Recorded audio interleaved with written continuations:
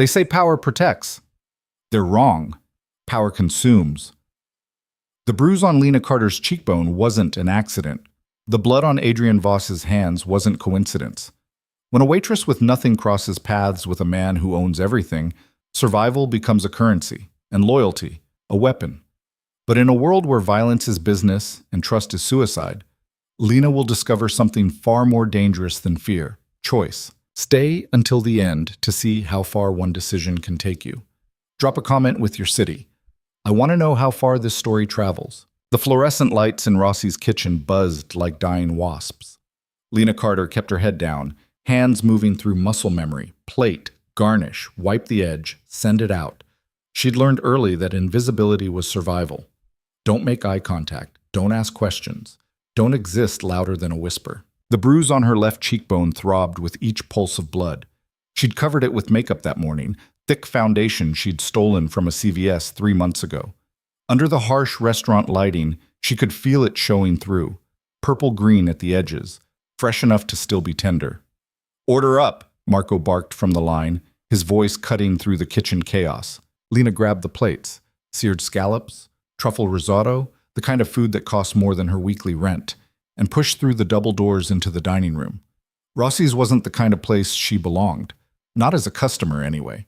White tablecloths, crystal that caught the light like diamonds, men in $1,000 suits discussing deals she couldn't begin to comprehend, women draped in silk and boredom, picking at $40 salads. She belonged in the margins, in the spaces between tables, invisible. She set the plates down at table 7 without looking up. "Scallops and risotto. Can I get you anything else?" "Just the check when you get a chance." The woman's voice was polite but distant. Lena was already turning away when she felt it, eyes on her. Not the casual glance of a customer checking if their server was attractive. Not the dismissive once-over she'd gotten used to. This was different, focused, deliberate. She looked up without meaning to. He sat 3 tables away, positioned so his back was to the wall and his view encompassed the entire room. Dark hair, sharp jaw, expensive suit that somehow looked more dangerous than elegant. But it was his eyes that stopped her. Gray, like winter sky before snow.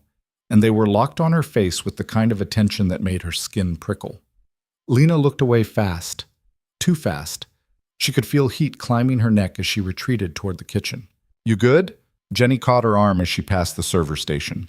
Jenny had been working at Rossi's for 6 years, knew every regular, every trick to upsell wine, every shortcut through a double shift.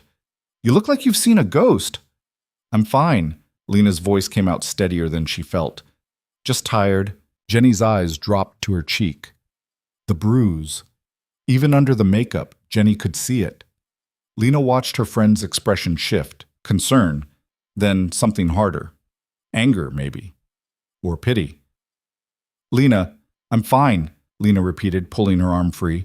She grabbed a water pitcher from the station and headed back out, keeping her eyes on the tables, the floor, anywhere but table 12, where the man with winter eyes sat watching. She made it through the next hour on autopilot. Refill water glasses. Clear plates. Smile when appropriate. The dinner rush was winding down, most tables finishing dessert or waiting for checks. The kitchen noise had mellowed from a roar to a murmur. Lena was at the server station running credit cards when she felt him approach. She didn't hear footsteps, didn't see him move. But suddenly he was there, standing close enough that she could smell his cologne, something expensive and understated, cedar and smoke. "You work hard." His voice matched his eyes. Cool, controlled. The kind of voice used to being listened to. Lena's fingers froze on the credit card machine. "Can I help you with something, sir?" "That depends."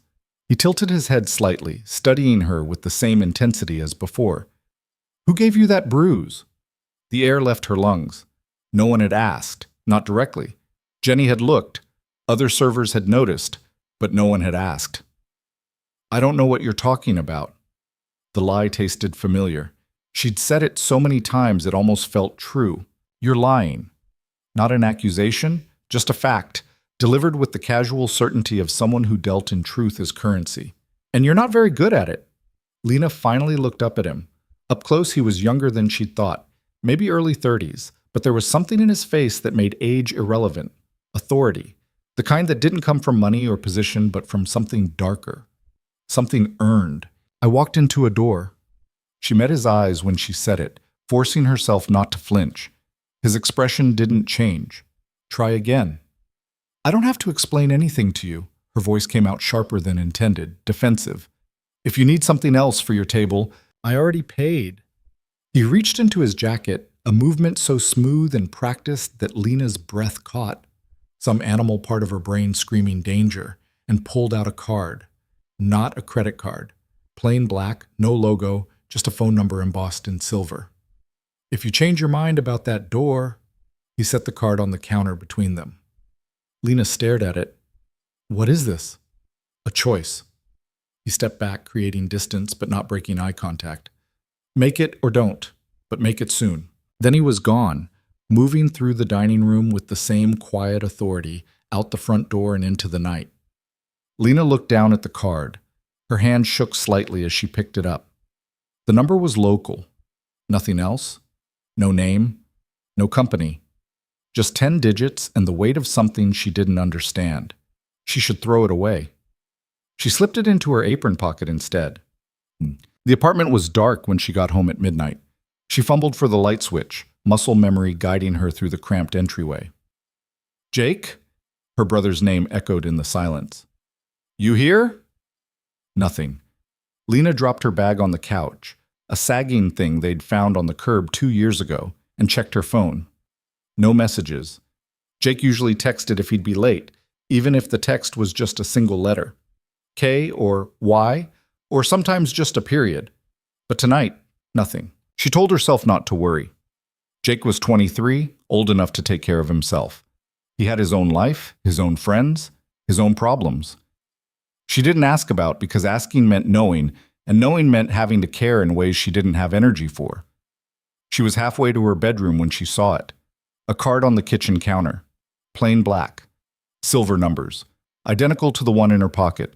Lena's blood went cold. She crossed the kitchen in 3 strides, snatched up the card, held it next to the one the man, the stranger, had given her at the restaurant. Same card, same number, same everything. Jake, she whispered to the empty apartment.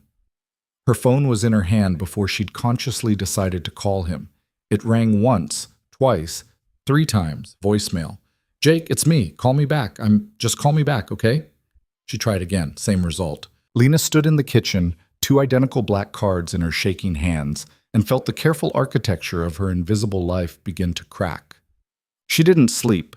At 3 a.m., she was still sitting on the couch, phone in one hand, both cards lined up on the coffee table in front of her. She'd called Jake 17 times, texted 23, each message more desperate than the last. Where are you, Jake? Please. I'm scared. Just tell me you're okay. The last message had been sent at 2:47. No response. No read receipt. Nothing. The bruise on her face had started to darken, makeup worn off during her shift. She caught her reflection in the black screen of the TV and barely recognized herself. When had she become this person, this scared, small thing that flinched at shadows and lived in the margins of other people's lives? 4 years ago, she'd been different. Before their mother died. Before the debts. Before Marcus. She pushed the thought away before it could fully form. Thinking about Marcus led nowhere good. Her phone buzzed. Lena grabbed it so fast she nearly dropped it. But it wasn't Jake. Unknown number. Your brother is safe. For now. Call the number. Her hands went numb. The phone slipped through her fingers, clattered on the coffee table next to the black cards. She read the message again. Then again. Your brother is safe. For now. Not a question, not a ransom demand, just a statement of fact and an instruction. She looked at the cards. The number embossed in silver seemed to pulse in the dim light. Lena picked up her phone with trembling fingers and dialed. It rang once before someone answered. Miss Carter. That voice, cool and controlled. The man from the restaurant. I'm glad you decided to call. Where's my brother? Her voice cracked on the last word. Safe. As I said, if you hurt him, I haven't. A pause. But I can't make that promise about others. Lena's throat closed. What do you want? For you to listen. Background noise filtered through the phone. A car engine, the sound of tires on pavement. He was moving. Your brother made some poor choices. Got involved with people he shouldn't have. People who don't forgive debts. I don't understand. You don't need to. Not yet. The engine noise faded. He'd stopped somewhere. What you need to understand is that your brother's life is in danger. Real danger. The kind that doesn't end with bruises. The emphasis on the last word made her flinch. Why do you care?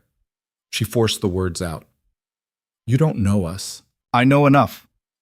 A car door opened and closed. Footsteps. I know your brother owes money to Viktor Petrov. I know Petrov doesn't negotiate. I know that in approximately 8 hours, your brother will be dead unless someone intervenes. The world tilted. Lena gripped the edge of the couch to keep from falling. There's a car outside your building, the man continued. Black Mercedes. Get in it. I can't just... You can, and you will, unless you'd prefer to identify your brother's body tomorrow. No cruelty in his voice. Just fact. The choice is yours, Miss Carter. It always is. The line went dead. Lena sat frozen for 10 seconds. 20. Then she was moving, grabbing her jacket, her keys, not letting herself think because thinking meant fear and fear meant paralysis. The hallway outside her apartment was dimly lit and smelled like old cooking grease. She took the stairs 2 at a time, burst through the front door onto the street. A black Mercedes sat at the curb, engine running. As she approached, the rear door opened. Empty. Lena hesitated for half a heartbeat, then climbed in. The door closed behind her with an expensive click. The driver didn't turn around, didn't speak, just pulled away from the curb and into the night. They drove in silence through streets that grew progressively emptier, buildings that grew progressively larger. The city fell away. Trees replaced streetlights. Pavement gave way to gravel. Lena watched it all through the tinted window, her reflection ghostly and small. After 20 minutes, they turned onto a private road. Gates opened automatically. The car climbed a winding drive flanked by manicured hedges that looked black in the darkness. Then the house came into view. Not a house, an estate. 3 stories of stone and glass that seemed to grow out of the hillside. Lights glowed in scattered windows. Security cameras tracked their approach. The car stopped at the front entrance. The driver got out, opened her door. Lena climbed out on shaking legs. The front door opened before she reached it. A woman stood in the doorway, 50s, gray hair pulled back in a severe bun, eyes that missed nothing. Miss Carter? Not a question. This way. Lena followed her through a foyer that could have fit her entire apartment. Marble floors. Art on the walls that probably cost more than she'd earn in her lifetime. A chandelier that caught the light like frozen fire.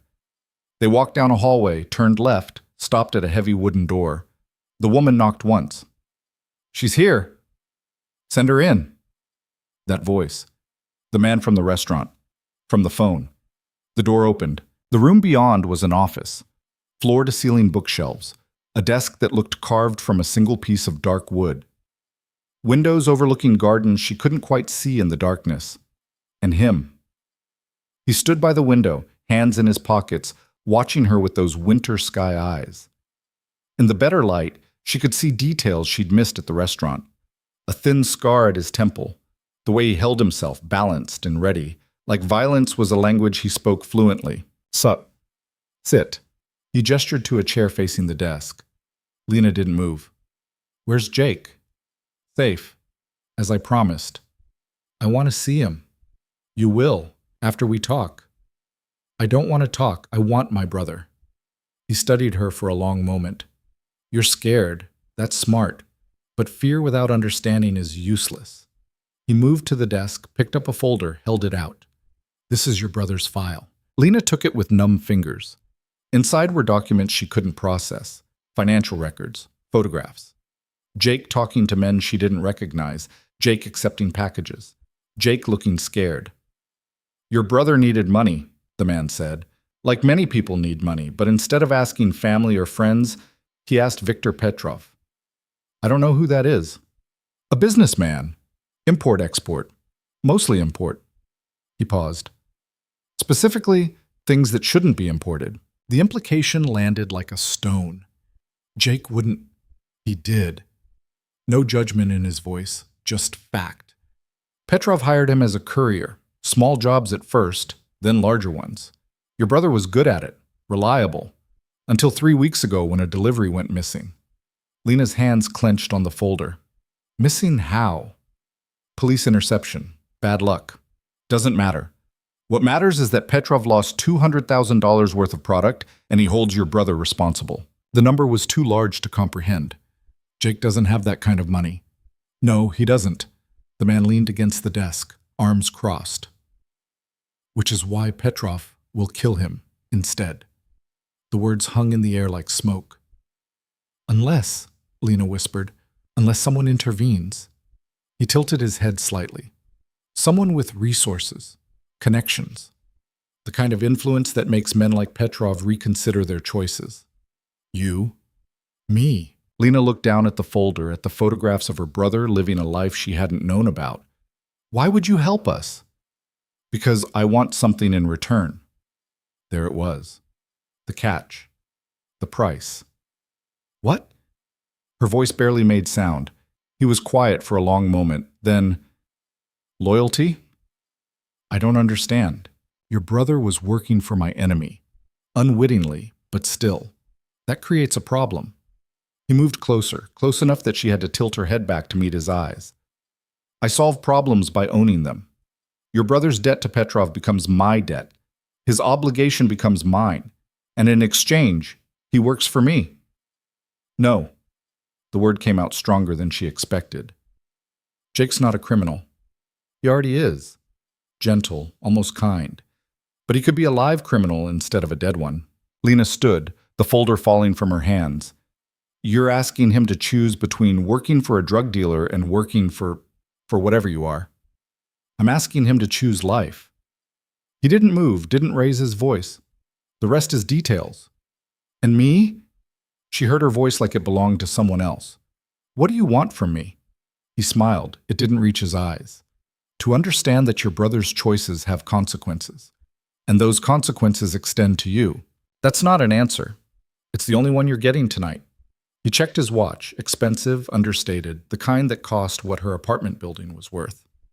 Your brother is upstairs, second floor, third door on the left. You have 10 minutes, then we talk terms. He moved past her, opened the door. Dismissed. Lena stood frozen for 5 seconds. Then she was running. She found Jake in a bedroom that was bigger than their living room. He sat on the edge of a king-size bed, head in his hands, and didn't look up when she burst in. Jake? Lena. His voice broke on her name. When he raised his head, she saw his eyes were red. You shouldn't be here. Where the hell else would I be? She crossed the room, grabbed his shoulders. Are you hurt? No, He laughed, a sound with no humor in it. I'm fine, everything's fine. Don't lie to me. She shook him slightly. I know about Petrov, about the drugs, about all of it. Jake's face crumpled. I was going to pay you back. The money I borrowed for Mom's funeral, I was going to pay you back and then some. Get us out of that shithole apartment. Maybe you could quit Rossi's, go back to school. I don't care about that. She didn't realize she was crying until she tasted salt. I care about you, about us, not money. Money matters. He pulled away from her, stood, paced to the window. Money is the only thing that matters. You think I don't see you come home every night exhausted? You think I don't know about Marcus? Lena froze. Jake, he hits you. Jake's voice was flat, dead.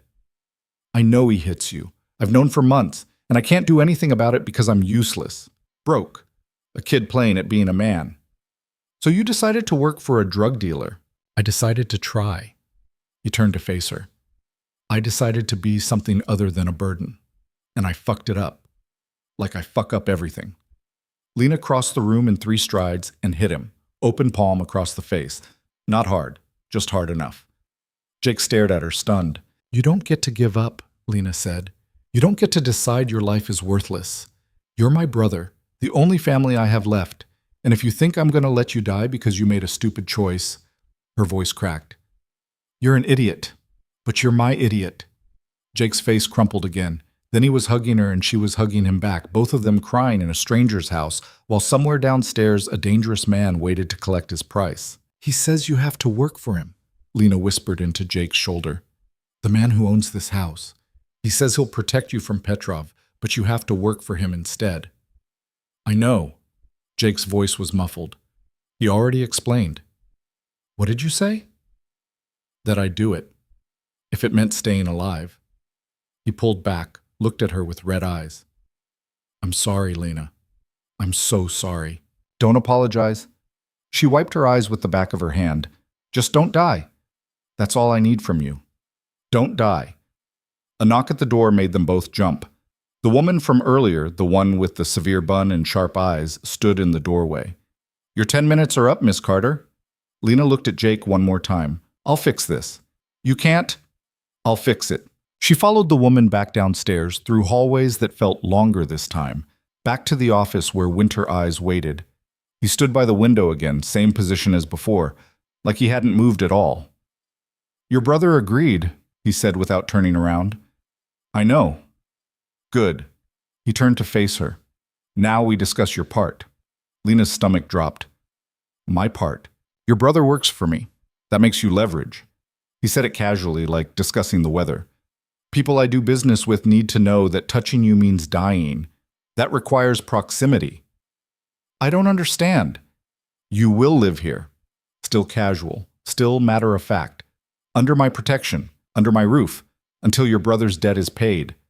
The room tilted. That's insane. That's the deal. I have a job, an apartment, a life. You have a job that barely pays rent, an apartment in a building with broken locks, and a boyfriend who uses you as a punching bag. His voice didn't change, no anger, no judgment. I'm offering you safety, security, the kind of protection that means you don't have to lie about walking into doors. Lena's hand went to her bruised cheek before she could stop it. I know about Marcus, he continued. I know he hits you. I know you go back because you think you deserve it, or because you're scared, or because you don't see another option. He moved closer. I'm giving you another option. This isn't an option, this is a cage. Maybe. He tilted his head. But it's a cage where no one hurts you, where your brother stays alive, where you sleep without wondering if tonight's the night Marcus goes too far. A pause. Unless you'd prefer your current situation. Lena wanted to scream, to throw something, to run. But where would she run to? Back to the apartment? Back to Marcus? Back to 14-hour shifts and stolen makeup and bruises she explained away? How long? Her voice came out small. 6 months. If your brother performs well, the debt is considered paid. You both walk away. And if he doesn't, then we renegotiate. She should say no, should demand to see a lawyer, call the police, do something other than stand in this stranger's office and consider his offer. But the police didn't care about people like her. Lawyers cost money she didn't have, and walking away meant walking back to Marcus. I want to see my brother, she said. Every week, no restrictions. He considered this. Agreed. And I keep my job at Rossi's. No. That's not negotiable. You'll work for me instead. He moved to the desk, pulled out another folder. I own several businesses, restaurants, hotels, a gallery. You'll work in one of them. Same hours as Rossi's. Triple the pay. Lena stared at him. Why?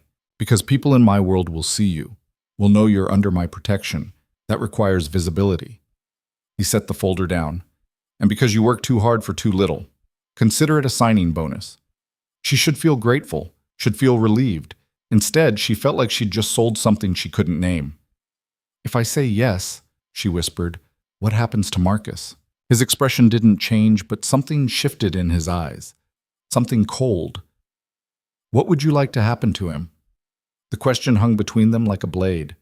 Lena thought about the bruises, the apologies that meant nothing, the night she'd locked herself in the bathroom while Marcus pounded on the door, the mornings after when he'd cry and promise to change, and she'd believe him because believing was easier than leaving. I want him to leave me alone, she said. Permanently. Consider it done. I don't want him dead. The words came fast. I just want him gone. He smiled slightly. There are many ways to make someone gone. Lena didn't ask what he meant, didn't want to know. So? He extended his hand. Do we have a deal? She looked at his hand, at the office, at the life she was stepping into, at the choice she'd already made the moment she got in that car. Lena took his hand. His grip was firm, cool. And when he shook, she felt the weight of whatever contract they'd just made settle over her shoulders like chains. Welcome to the estate, Miss Carter. He released her hand. Your brother will show you to your room. Tomorrow, we discuss the details. He moved toward the door, paused. And Lena? She looked up at the sound of her name. No one will hurt you here. His winter eyes held hers. That's a promise I keep. Then he was gone, and she was alone in the office with the weight of her choice and the distant sound of her brother's voice calling her name. Lena walked to the window, looked out at gardens she still couldn't quite see in the darkness, and wondered if she'd just been saved or captured. Maybe, she thought, there wasn't a difference. The room Jake showed her to was on the 3rd floor, east wing, with windows that overlooked the gardens she still couldn't see properly in the dark.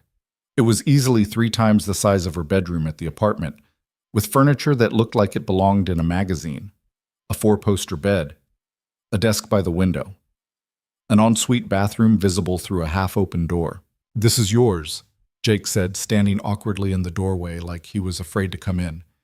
Mrs. Chen, the woman who brought you downstairs, she said your things will be here tomorrow. Lena turned to look at him. What things? I didn't pack anything. They're sending people to get your stuff from the apartment. He rubbed the back of his neck, a nervous habit he'd had since he was 12. Everything you own, basically. Clothes, books, whatever. They're just going into my apartment? Our apartment, technically. He managed a weak smile. I already gave them my key. Lena sat down on the edge of the bed. It was soft. Too soft. The kind of mattress that cost more than a month's rent. This is insane. Yeah. Jake came in finally, closed the door behind him. But we're alive. That counts for something. She looked at him, really looked at him, for the first time since this nightmare started. He'd always been skinny, but now he looked gaunt. Dark circles under his eyes, a tightness around his mouth that made him look older than 23. When did you start working for Petrov? She asked. Jake flinched. 4 months ago. Maybe 5. I don't know anymore. 5 months and you didn't tell me. What was I supposed to say? Hey, Lena, I'm running drugs for the Russian mob. Pass the milk? He paced to the window, stared out at nothing. I thought I could handle it. Thought I'd make enough money to get us out of that place, pay off Mom's medical bills, maybe give you a chance to actually live instead of just survive. We were surviving fine. No. He turned to face her. You were surviving. I was watching you get beaten by your piece of shit boyfriend and pretending I didn't notice because I was too scared to do anything about it. The words hit harder than any of Marcus's fists ever had. That's not your fault, Lena said quietly. Isn't it? Jake's laugh was bitter. I'm your older brother. I'm supposed to protect you. Instead, I got us both into this mess. You tried to help. You just... She stopped, searching for words that wouldn't hurt. You made a bad choice. I made a lot of bad choices. He came back to the bed, sat down next to her. The mattress barely moved under his weight. But this? Working for Voss? Maybe that's not one of them. Lena frowned. What do you mean? I talked to him before you got here. He explained everything. Jake's voice was steady now, more certain. Petrov was going to kill me, not might. Was. Voss paid off my debt. $200,000, just like that. Said it was an investment. In what? Me, I guess. Us. He looked at her. He wants me in his organization. Legitimate stuff, he said. Moving money, managing properties. Nothing illegal. You believe that? Jake was quiet for a moment. I don't know. But I know he saved my life, and yours probably. Marcus wouldn't have stopped, Lena. One day he would have gone too far and shh, his voice cracked. I couldn't protect you from that. But Voss can. Lena wanted to argue, wanted to say they could have figured it out themselves, found another way. But sitting in this expensive room in this massive house, she couldn't think of a single alternative that would have ended with both of them alive. What did he tell you about him? She asked. Voss? What did he say he does? Private equity, investments, import-export, but the legal kind. Jake shrugged. Rich people stuff. He owns half the city, apparently. And the other stuff? The dangerous stuff? He didn't talk about that, but Mrs. Chen did. Jake lowered his voice. She's been working for him for 15 years. Says he's fair, pays well, protects his people. But cross him, and you disappear. A chill ran down Lena's spine. Disappear how? She didn't elaborate. Jake stood, moved toward the door. Look, I know this is scary. I know it's not what either of us wanted. But we're here now, and maybe... He paused, hand on the doorknob. Maybe it's not the worst thing that could have happened. After he left, Lena sat alone in the silent room and tried to make sense of the last 6 hours. This morning she'd been a waitress with a bruised face and a brother she worried about but didn't know how to help. Now she was living in a mansion, under the protection of a man whose name she'd only learned tonight, tied to a deal she didn't fully understand. She got up, walked to the bathroom. Marble floors, a shower that could fit 3 people, towels so white they almost glowed. She caught her reflection in the mirror above the sink and stopped. The bruise had darkened to a deep purple. In this light, with no makeup to hide it, it looked worse than it was. Marcus had hit her Thursday night, 72 hours ago. She'd been planning to cover it up again tomorrow, go to work, pretend everything was fine. Instead, she was here. Lena touched the bruise gently. It still hurt. Probably would for another week, but for the first time in months, she knew Marcus wouldn't be adding to it. She thought about what Voss had said. There are many ways to make someone gone. Part of her wanted to know exactly what that meant. The rest of her was grateful she didn't. She turned off the bathroom light, went back to the bedroom, and lay down on the too-soft bed in her work clothes because she had nothing else to wear. Sleep felt impossible, but exhaustion won eventually, and she drifted off with the sound of unfamiliar silence in her ears. When she woke, sunlight was streaming through windows she'd forgotten to cover. For a disorienting moment, she didn't know where she was. Then it came back in a rush.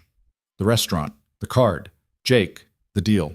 A knock at the door made her sit up fast. "Come in," she called, her voice rough with sleep. Mrs. Chen entered carrying a tray. Coffee, toast, fruit, arranged with the kind of precision that suggested a professional kitchen. "Good morning, Miss Carter. Mr. Voss would like to see you at 10. That gives you an hour to eat and dress." Lena blinked. "Dress in what? All my clothes are still at the apartment." Mrs. Chen set the tray on the desk, then walked to the closet and opened it. Inside hung at least a dozen outfits. Casual clothes, work clothes, even a few dresses, all in what looked like Lena's size. "How?" Lena started.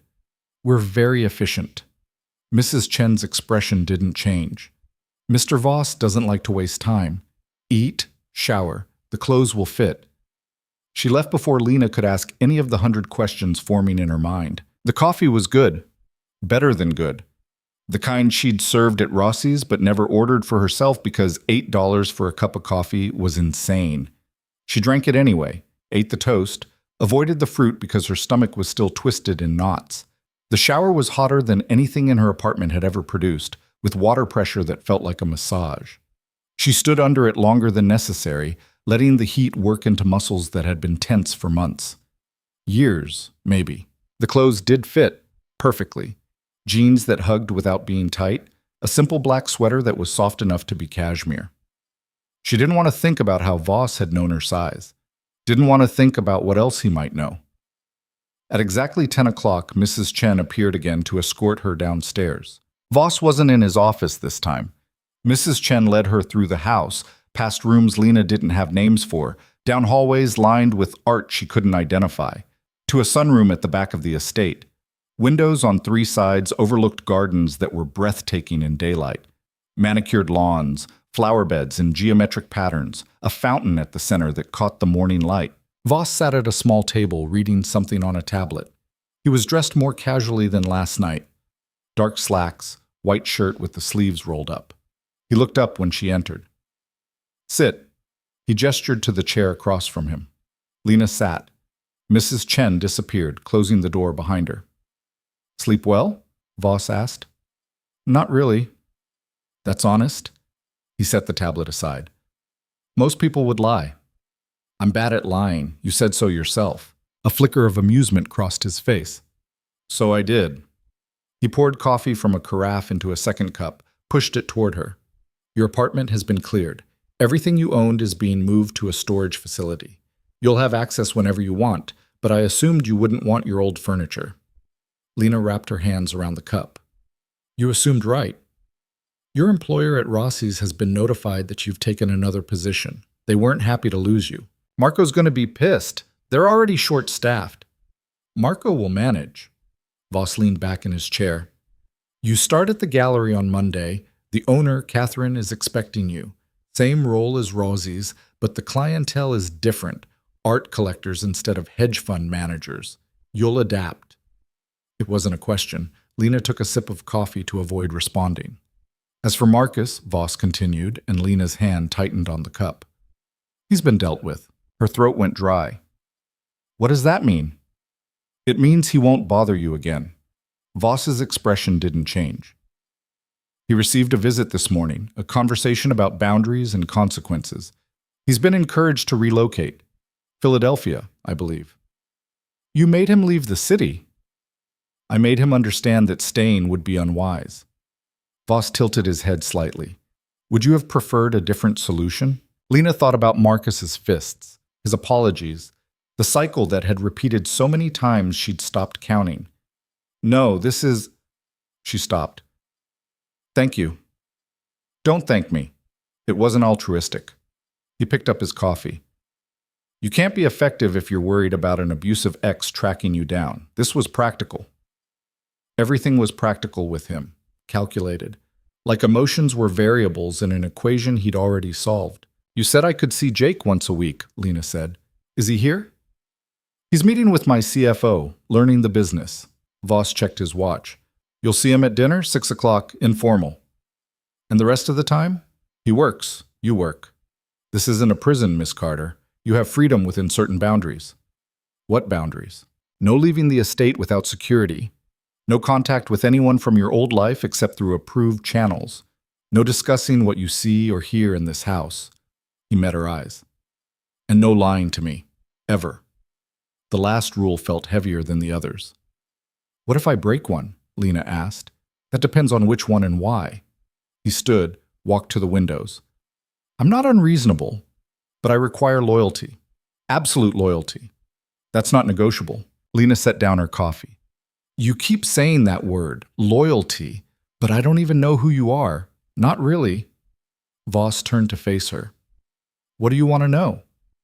Everything. Who you are, what you do, why you helped us. She stood too, refusing to let the height difference intimidate her. You bought my brother's debt and brought me here and turned my life upside down. I think I deserve some answers. He studied her for a long moment. Then, surprisingly, he smiled. All right, ask. Lena hadn't expected that. She scrambled for the right question. Are you a criminal? Define criminal. Someone who breaks the law. Then yes. He said it like admitting he preferred coffee to tea.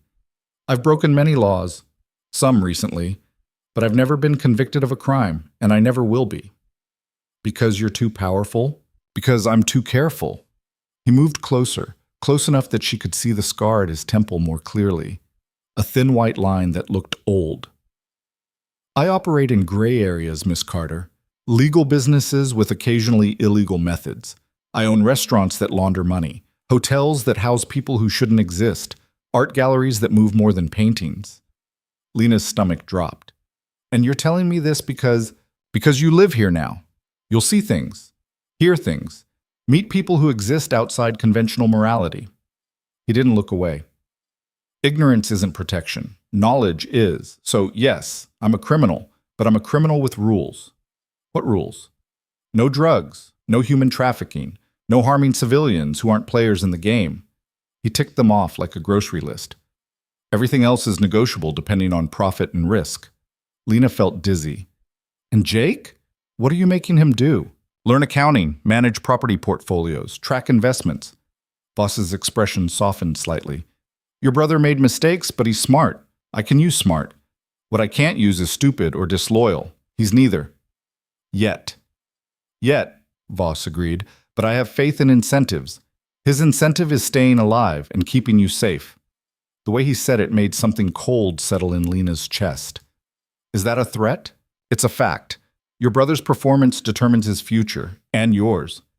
He stepped back, creating distance. But I'm not a monster, Lena. I don't punish people for things outside their control. Work hard, follow the rules, and you'll both be fine. She wanted to believe him, wanted to think this was just a job with unusual circumstances. But the weight in his voice suggested otherwise. One more question, Lena said. Go ahead. Why did you notice me at the restaurant? Why did you care about some waitress with a bruise? Voss was quiet for a moment. When he spoke, his voice was different, softer, almost human. Because I know what it looks like when someone is drowning and pretending they can swim. He turned back to the windows. And because sometimes the right person in the right place can be useful in ways they don't expect. Before Lena could ask what that meant, the door opened. A man entered, mid-30s, with dark skin and sharp eyes. He was dressed like Voss, expensive but understated, and moved with the same careful control. We have a problem, the man said without preamble. Voss's expression didn't change, but something shifted in his posture. Lena, this is Marcus Reed, my head of security. Marcus, Lena Carter. Marcus nodded at her briefly, then focused on Voss. Petrov knows. About the girl and the brother. Lena's blood went cold. How? Voss's voice was calm, but there was steel underneath. One of his people saw the apartment being cleared this morning, put two and two together. Marcus glanced at Lena, then back to Voss.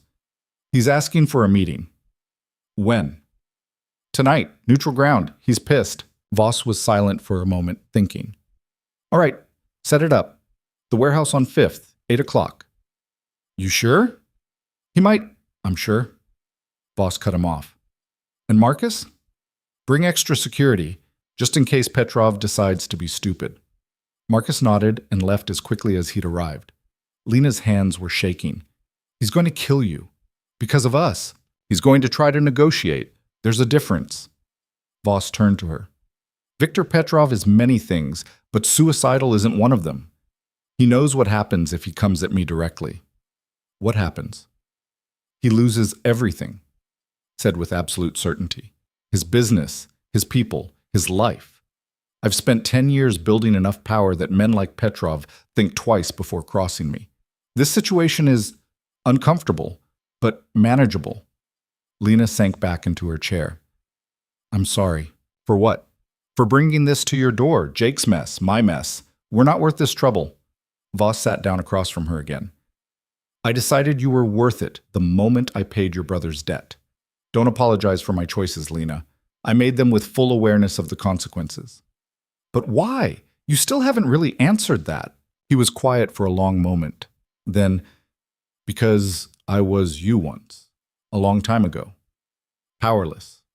Scared. Trapped in a situation I couldn't escape. He met her eyes. Someone gave me a choice, a way out. It came with a price, but it was better than the alternative. So yes, this is transactional, but it's also... He paused, searching for words. Call it paying forward. Lena didn't know what to say to that.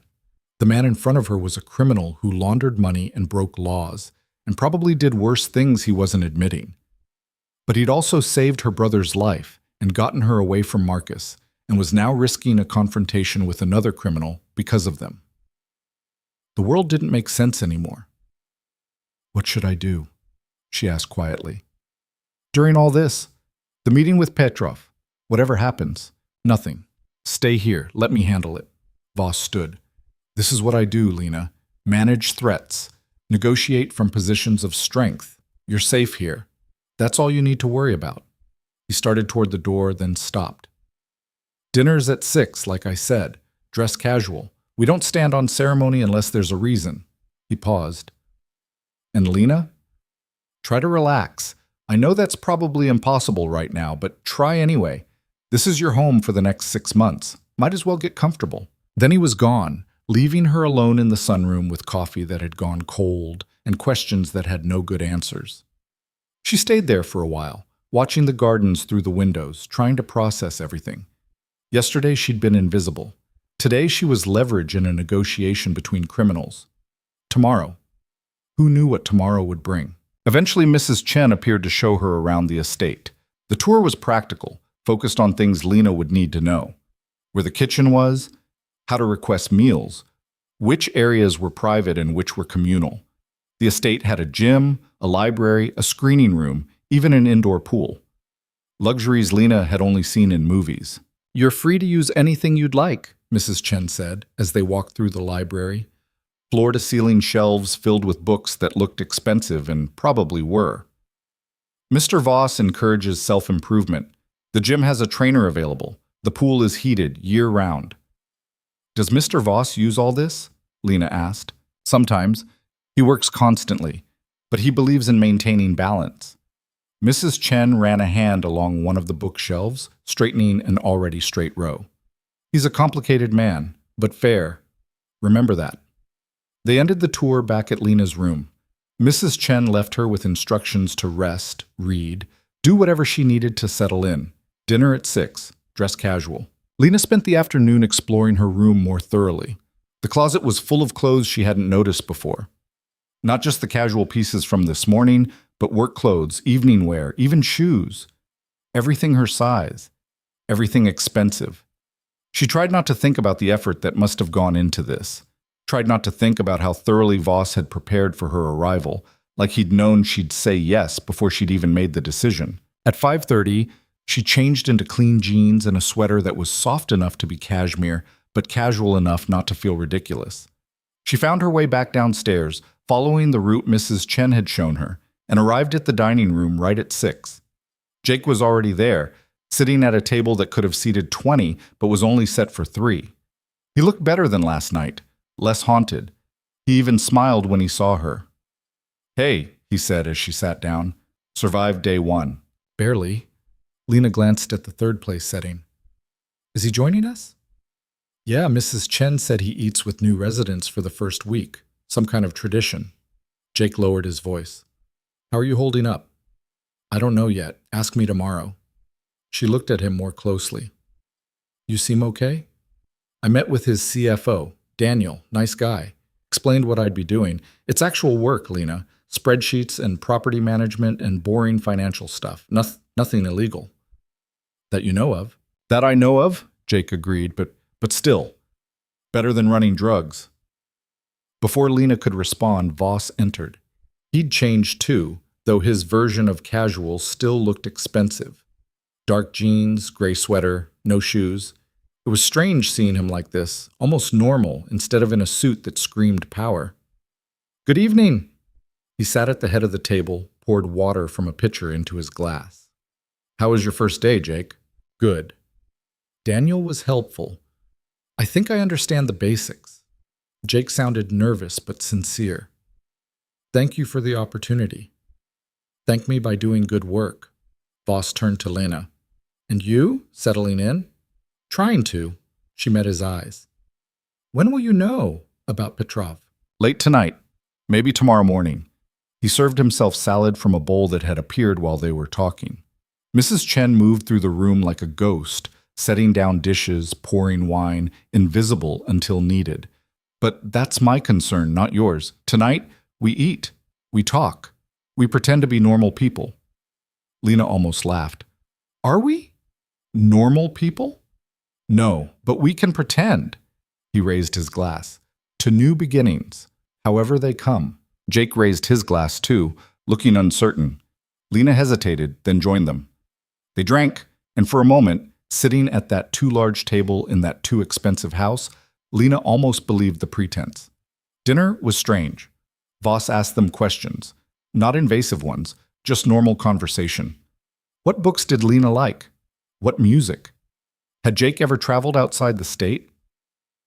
They answered carefully at first, waiting for the catch, but Voss seemed genuinely interested in their responses. "I grew up poor," he said at one point, refilling his wine glass. "Poorer than you, probably. Foster care in Detroit. 7 different homes before I aged out at 18. He said it matter-of-factly, like discussing the weather. "Everything I have now, I built from nothing. So I understand what it's like to be hungry, scared, desperate enough to make bad choices." "Is that why you help people?" Lena asked before she could stop herself. "People like us?" "I don't help people. I invest in potential." He cut into his chicken with precise movements. "Jake has skills. You have resilience. Those are valuable. I'm simply providing an environment where those assets can be properly utilized. Everything was transactional with him. But somehow, coming from Voss, it didn't feel cold, just honest.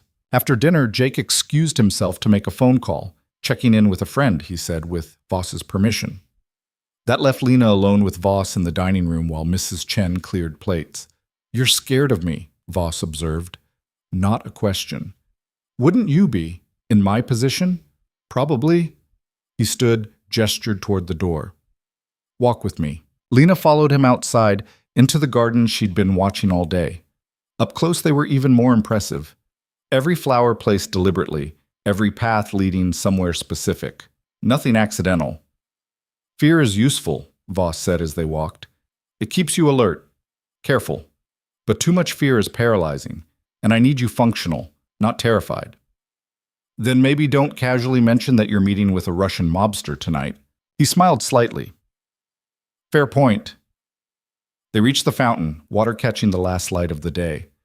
"I'm going to tell you something, and I need you to believe me." Lena stopped walking. "What?" "You're safe here. Genuinely safe. Whatever happens with Petrov, whatever complications arise, you and your brother are protected." He turned to face her. "I don't break my word, Lena. When I make a promise, I keep it. That's how I've survived this long. And you promised to protect us." "I did. So I will." He paused. "Even if it costs me." The sincerity in his voice caught her off guard. She'd expected calculation, strategy, not this quiet certainty. "Why?" she asked. "Really why? Not the investment speech or the paying forward thing. Why us?" Voss was quiet for a long time, looking at the fountain. When he finally spoke, his voice was different, softer, more human than she'd heard before. "Because I'm tired of watching people drown," he said, "and because maybe, just maybe, saving someone else is the closest I'll get to saving myself." Before Lena could respond, his phone buzzed. He checked it, and his expression shifted back to business. "Marcus," he said, "the meeting's set. I need to go." He looked at her. "Lock your door tonight. Don't answer if anyone knocks except Mrs. Chen or your brother." "And Lena?" "Yeah? If something goes wrong, if you hear anything unusual, there's a panic button in your room. Red button by the bed. Press it, and security will be there in 30 seconds. Her mouth went dry. "You think something might go wrong? I think it's better to be prepared." He started back toward the house. "Get some sleep. Tomorrow we'll talk about your new job." He left her standing by the fountain as the sun set and darkness crept across the gardens, and Lena wondered what kind of world she'd stepped into where panic buttons were considered standard safety features. She went back inside, found Jake in the library hunched over a laptop, and told him about the panic button. He looked up with eyes that had dark circles starting to form again. "Yeah, Marcus showed me the one in my room too," he said. "Said it's standard protocol when Voss has meetings with—" He stopped himself. "With difficult people." Lena sat down in the chair across from him. "Are you scared?" "Terrified. You?" "Same." She pulled her knees up to her chest. "This morning I was worried about making rent. Now I'm worried about Russian mobsters." Jake managed a weak smile. "Upgrade?" "Some upgrade." But she smiled back despite everything. They sat in silence for a moment, listening to the distant sound of cars starting outside. Voss leaving for his meeting, taking whatever security Marcus had arranged. "We could run," Jake said quietly. "Right now. Just walk out the front door and disappear." "To where?" Lena asked. "With what money? And how long before Petrov finds us?" I know. He rubbed his face with both hands. "I just hate that we're trapped here." "We're not trapped. We're protected. There's a difference." "Is there?" He looked at her. "Really?" Lena didn't have an answer for that, so she changed the subject. "Tell me about Daniel, your new boss." Jake latched on to the safer topic. "He's smart. Really smart. Used to work for some big firm in New York before Voss recruited him.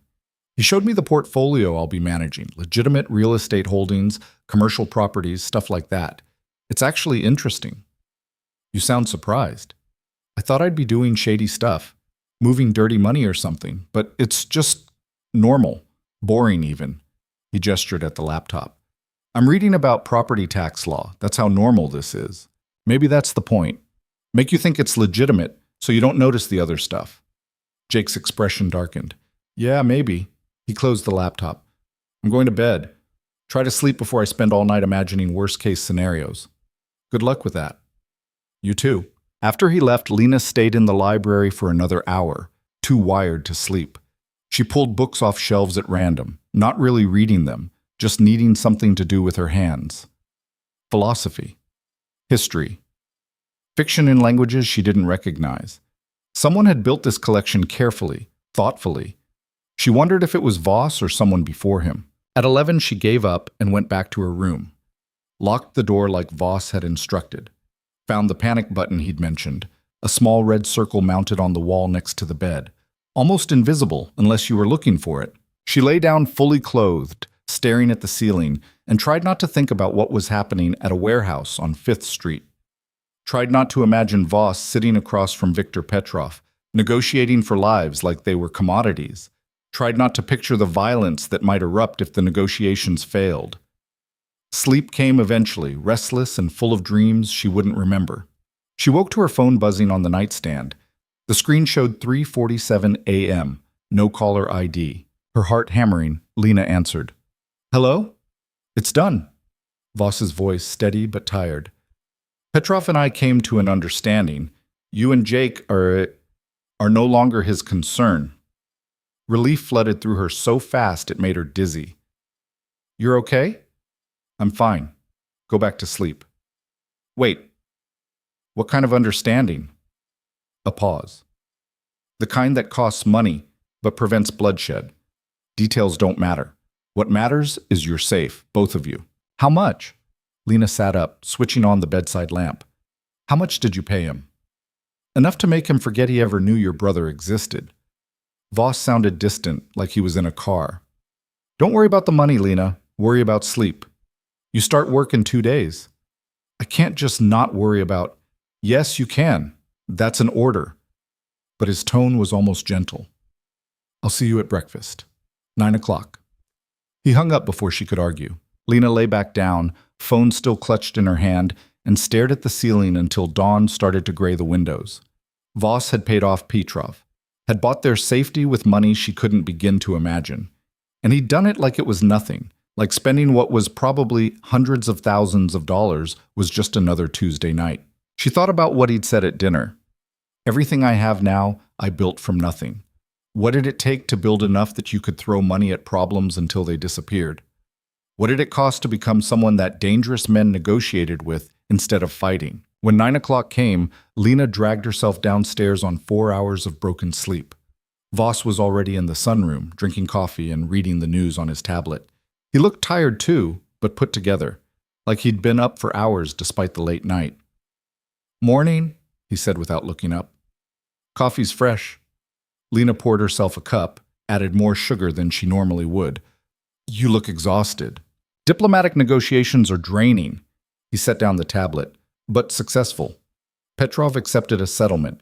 Your brother's debt is cleared and he's agreed to stay out of our business permanently. How much did it cost you? That's not your concern. It is when I'm the reason you had to pay it. She sat down across from him. How much? Voss studied her for a moment, then 300,000. The number hit like a physical blow. That's more than the original debt, interest, inconvenience fees. The price of making a problem disappear completely instead of just delaying it. He picked up his coffee. Worth it to avoid a war. A war. Lena set down her cup before her shaking hands could spill it. That's what would have happened? If you hadn't paid. Eventually, Petrov would have pushed. I would have pushed back. Bodies would have accumulated until one of us was dead or broken. He said it so casually. This way, everyone keeps breathing, much tidier. You talk about death like it's a business expense. In my world, it is. He leaned back in his chair. I'm not going to pretend to be something I'm not, Lena. I've killed people. I'll probably kill more before I'm done. But I prefer not to when there are alternatives. The honesty was somehow worse than a lie would have been. At least a lie she could have dismissed. This careful acknowledgement of violence as routine made everything real in a way she'd been trying to avoid. How many? She asked quietly. How many what? People. How many people have you killed? Voss was silent for a long moment. You don't want that answer. Maybe I need it. Maybe I need to know exactly who I'm living with. He set down his coffee, met her eyes. 7, personally, with my own hands. Maybe a dozen more that I ordered done, and probably 50 whose deaths I'm indirectly responsible for through business decisions and calculated risks. He didn't look away. Does that change anything? Lena wanted to say yes, wanted to be horrified, disgusted, scared enough to run. But sitting across from this man who'd saved her brother and gotten her away from Marcus and paid $300,000 to keep them safe, she couldn't muster the reaction she knew she should have. I don't know, she admitted. I should hate you. I should be terrified. But you're not. But I'm not. She picked up her coffee again. What does that make me? Practical, or damaged, or just tired of being a victim? He poured more coffee for both of them. Morality is easier when you're not drowning, Lena. You judge differently from the shore than you do from deep water. Is that how you justify it? The killing? I don't justify anything. I simply do what's necessary to survive and protect what's mine. He added cream to his coffee with precise movements. You're mine now, under my protection. That means I'll do terrible things to keep you safe, whether you want me to or not. The possessiveness in his voice should have scared her. Instead, it settled something in her chest she hadn't known was loose. I need to tell you something, Lena said, before she could think better of it. Go ahead. Last night, after you left, Jake said we could run. Just leave. And I told him no. She wrapped both hands around her cup. Not because I was scared of what would happen if we tried, but because I didn't want to. Voss raised an eyebrow. Why not? Because for the first time in years, I feel safe. Actually safe, not just pretending. The words came faster now. I know that's insane. I know you're dangerous and this whole situation is completely messed up. But I slept last night without worrying that Marcus would show up drunk. I ate breakfast without calculating how many tips I'd need to make rent. I exist without apologizing for it. And that's worth the price? I don't know yet. Ask me in 6 months. She met his eyes. But right now, yeah, it is. Something shifted in Voss's expression. Not quite a smile. More like recognition. You're stronger than you think you are. I'm just tired of being weak. Those aren't mutually exclusive. He stood, walked to the windows. Strength isn't the absence of fear, Lena. It's functioning despite it. You've been doing that for years. You just didn't realize it. Before she could respond, Mrs. Chen appeared with breakfast. Eggs, toast, fruit arranged like art. She set the plates down silently and disappeared again. They ate without talking for a few minutes. Then Voss said, Your first shift at the gallery is Monday. Catherine will train you. She's particular, demanding, but fair. You'll learn quickly. What kind of art does she sell? Contemporary mostly, some classical pieces. The clientele is different from Rossi's. More money, more pretension, but less entitlement. Artists instead of hedge fund managers. So I trade one set of rich people for another. Essentially. He finished his eggs. But the tips are better, the hours more reasonable, and no one will comment on your bruises because most of them have their own. Lena touched her cheek reflexively. The bruise was fading now, yellowing at the edges. Another week, and it would be gone completely. What do I tell Catherine about where I came from? The truth. That you worked at Rossi's and I recruited you for better pay. She knows better than to ask questions beyond that. Boss checked his watch. Jake has a meeting with Daniel at 10. You're free until then. Explore the grounds. Use the gym. Read. Whatever you need. And you? Work. Always work. He stood, picked up his tablet. If you need anything, tell Mrs. Chen. She'll make it happen. He started to leave, then paused at the door. Lena? Yeah? Thank you for being honest about not wanting to run. Most people would have lied. I told you I'm bad at lying. No, you're bad at lying to me. There's a difference. Then he was gone, leaving her alone with half-eaten breakfast and thoughts that wouldn't settle. She spent the day exploring like Voss had suggested. The estate was massive, room after room of expensive nothing. But she found places she liked. The library with its floor-to-ceiling windows. A small sitting room on the second floor that overlooked the gardens. The gym, which was empty and intimidating with its rows of equipment she didn't know how to use. In the afternoon, she found the pool. It was on the ground floor, accessed through a hallway she'd missed on Mrs. Chen's tour. The room was all glass and water, heated to the point that steam rose off the surface. Lena stood at the edge, looking at her reflection in the still water, and made a decision. She went back to her room, found a swimsuit in the closet. Of course there was a swimsuit. Voss had thought of everything, and returned to the pool. The water was perfect, blood warm and silent. She swam laps until her arms ached, letting the rhythm clear her head. She was toweling off when Jake appeared in the doorway. "There you are," he said. "I've been looking everywhere." "How was the meeting?" "Good. Really good, actually." He came in, sat on one of the lounge chairs. "Daniel showed me the accounts I'll be managing. It's real work, Lena. Complicated, but real." "You keep saying that like you're trying to convince yourself." "Maybe I am." He leaned back, stared at the glass ceiling. "This morning, I helped process a property sale. Legal paperwork, transfer of funds, all above board. It felt normal. And that scares me more than if it felt criminal." Lena wrapped the towel around her shoulders. "Why?" "Because if this is normal, then maybe I can do it.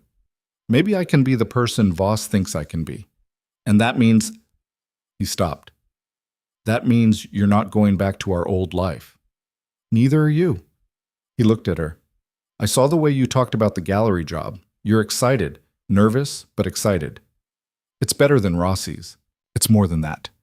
You're already adapting, already accepting this as real." His voice wasn't accusatory, just sad. "We've been here 3 days and we're already different people." Lena sat down on the chair next to him. "Is that bad?" "I don't know. Maybe not. Maybe we needed to become different people." He was quiet for a moment. "Voss told me something this morning. He said the only way to survive in his world is to decide who you want to be and commit completely. No half measures. No looking back." "What did you decide?" "That I want to be someone who doesn't get people killed." Jake's voice cracked slightly. "Even if that means becoming someone I don't recognize." They sat in silence, listening to the water lap against the pool's edge, both of them processing transformations they hadn't chosen but couldn't refuse. That night at dinner, Voss was different, quieter. He asked fewer questions, offered less conversation. Something was bothering him, but Lena didn't know him well enough yet to ask what. After Jake excused himself, Lena stayed. "You okay?" Voss looked up, surprised. "Why wouldn't I be?" "You've been distant all evening." He considered this. Then, "Petrov called this afternoon, wanted to renegotiate our agreement." Lena's stomach dropped. "What does that mean?" "It means he's testing boundaries, seeing if I'll hold firm or cave to pressure." Voss refilled his wine glass. "I told him the deal was final. He didn't like that answer." "What will he do?" "Nothing immediately. He's too smart to move without thinking it through." Voss took a long drink. "But eventually, he'll push. And I'll have to push back. That's how this works." "I thought you said everyone keeps breathing." "I said I preferred it when there are alternatives. Doesn't mean Petrov will agree." He set down his glass. "I'm telling you this because you should know. The next few weeks might be tense. Security will be tighter. Your movement's more restricted. It's temporary, but necessary." "You're saying we're in danger." "I'm saying Petrov is unpredictable when he feels disrespected, and paying him off without negotiation was disrespectful." Voss met her eyes. "But I meant what I said. You're under my protection. Nothing will happen to you." "Even if it costs you?" "Even then." Lena didn't understand this man, didn't understand how he could be so cold about killing and so certain about protecting, how he could operate in gray areas but draw hard lines around the people under his care. "Why do you keep your promises?" she asked. "Really? Not the business answer, the real answer." Voss was silent for a long time. Then he stood, walked to the windows that overlooked the gardens. "When I was 16, someone made me a promise. Said if I worked for him, he'd protect me. Keep me fed, clothed, safe from the streets." He touched the glass lightly. 6 months later, he broke that promise. Sold me out to save himself from a rival. I spent 2 years learning what betrayal costs. What happened to him? "I killed him," said simply, factually. "When I was 18 and finally strong enough to do it myself, and I made a decision that night that I would never break my word, never betray someone under my protection. Because I knew what that felt like, and I wouldn't become him. He turned back to face her. So when I promise you safety, Lena, it's not strategy. It's the only code I have left. The vulnerability in his voice made something ache in her chest. This man, this criminal who'd built an empire from nothing, was still running from a betrayal that had happened 15 years ago. I'm sorry, she said quietly, for what happened to you. Don't be. It made me who I am. He came back to the table. Just understand that when I say I'll protect you, I mean it, absolutely, without reservation, even from Petrov. Especially from Petrov. They stood there in the dining room 3 feet apart, and Lena felt the weight of something shifting between them. Not attraction exactly, more like recognition. 2 people who'd been drowning in different waters finding themselves on the same shore. I should go, Lena said, breaking the moment. Let you get back to work. Lena. He stopped her before she reached the door. Tomorrow, I want you to meet someone. A friend of mine. She runs a self-defense studio downtown. I've arranged for private lessons. Why? Because knowledge is protection, and I want you to have every advantage. He pulled out his phone, typed something quickly. Marcus will drive you at 10. Wear comfortable clothes.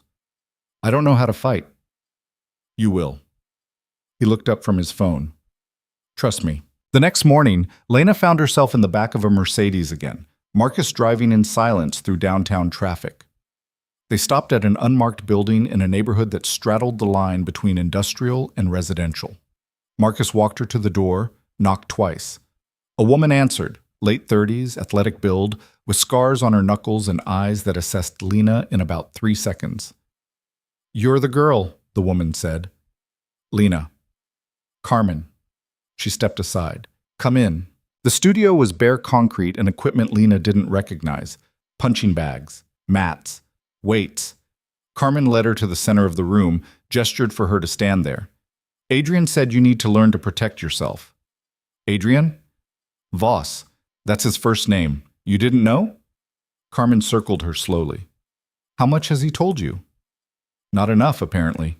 Carmen smiled, but it wasn't friendly. Typical. He keeps secrets like most people keep receipts. All right, Lena, show me your stance. My what? How you'd stand if someone came at you. Lena shifted awkwardly, raising her hands. Carmen shook her head. No, you're trying to look tough. I need you to be ready. She demonstrated, balanced, hands up but relaxed, weight on the balls of her feet. Like this. Try again. For the next 2 hours, Carmen broke down everything Lena thought she knew about defending herself and rebuilt it from scratch. How to stand. How to move. How to hit without breaking her own hand. How to escape a grab. How to use an attacker's weight against them. You're small, Carmen said during a water break. That's not a weakness. That's an advantage. You're faster, harder to pin down. But you need to be smart. Fight dirty. Eyes, throat, groin, anything that drops them fast. Has Voss sent other people to you? A few, people he once kept alive. Carmen took a long drink. He's particular about who he protects. If you're here, you matter to him. He's helping my brother. I'm part of the package. Carmen laughed. Yeah, keep telling yourself that. She stood, gestured to the mats. Again, show me the elbow strike. By the time Marcus picked her up at 1, Lena was exhausted, bruised, and strangely energized. Carmen had given her homework, exercises to practice, combinations to memorize. Next week, same time, Carmen had said at the door. And Lena, don't underestimate yourself. You're tougher than you think. Back at the estate, Lena found Jake in the library again, surrounded by papers. How was it? He asked without looking up. Painful. Good. Weird. She collapsed into a chair. Did you know Voss's first name is Adrian? Yeah, Daniel mentioned it. Jake finally looked up. Why? I've been living in his house for 4 days and didn't know his actual name. He's not really a first-name kind of guy. Jake went back to his papers. These are projections for a commercial development downtown. Daniel wants my analysis by Monday. You sound like you know what you're doing. I'm faking it really well. But he smiled. It's not bad, actually. Challenging. Makes me feel useful. Lena watched him work, seeing the focus in his expression. He was changing. They both were. Becoming people who fit into this world instead of just surviving on its edges. That evening, Voss asked her to join him in his office. It was the first time she'd been there since that first night. The room looked different somehow, less intimidating. Just an office where a man worked too much and made hard decisions. "How was Carmen?" he asked, not looking up from whatever he was reading. "Terrifying." "Good. She's the best." He set down the papers. "I want you armed." Lena blinked. "What?" "Not with a gun. Not yet. But pepper spray, a tactical pen, something you can carry." He opened a drawer, pulled out a small leather case. "These are legal, discreet, effective at close range." She took the case, opened it. Inside was a sleek black pen that looked innocent until you saw the pointed end. "I don't know how to use this." "Carmen will teach you, along with everything else." He leaned back in his chair. "I need you capable, Lena, not just protected, capable." "Why? I work in a gallery. I'm not—" "You're associated with me. That makes you a target eventually." He said it matter-of-factly. "Petrov isn't the only threat out there. There are others. People who might try to use you for leverage. I need you able to defend yourself if I'm not there." The reality of it settled over her. This wasn't temporary. This wasn't just 6 months in a safe house. This was her life now, complete with tactical pens and self-defense training and the constant awareness of danger. "I start at the gallery Monday," she said, changing the subject. "I know. Catherine's expecting you at 9. Voss pulled up something on his computer. "She'll start you on the floor. Meeting clients, learning inventory. It's not Rossi's. The pace is slower. The conversation's longer. You'll adapt." "You keep saying that." "Because it's true." He looked at her. "You're more resilient than you give yourself credit for. Stop doubting yourself." Later that night, Lena stood at her bedroom window looking out at the gardens. Somewhere in the house, Voss was working. Jake was studying property law. Mrs. Chen was doing whatever it was she did to keep the estate running smoothly. And Lena was learning to fight and preparing to work at an art gallery and trying to figure out who she was becoming. Her phone buzzed. A text from an unknown number. "Enjoying your new life." Her blood went cold. She stared at the message, read it 3 times. Another text came through. "Tell Adrian that Petrov sends his regards." Lena's hands started shaking. She ran to her door, threw it open, and nearly collided with Marcus in the hallway. "Whoa," he said, steadying her. "What's wrong?" She showed him the phone. His expression hardened. "Stay here." He pulled out his own phone, made a call. "We have a problem." 5 minutes later, Voss appeared. He took her phone, read the messages, and his face went completely blank. The kind of blank that was more terrifying than anger. "How did he get this number?" Lena whispered.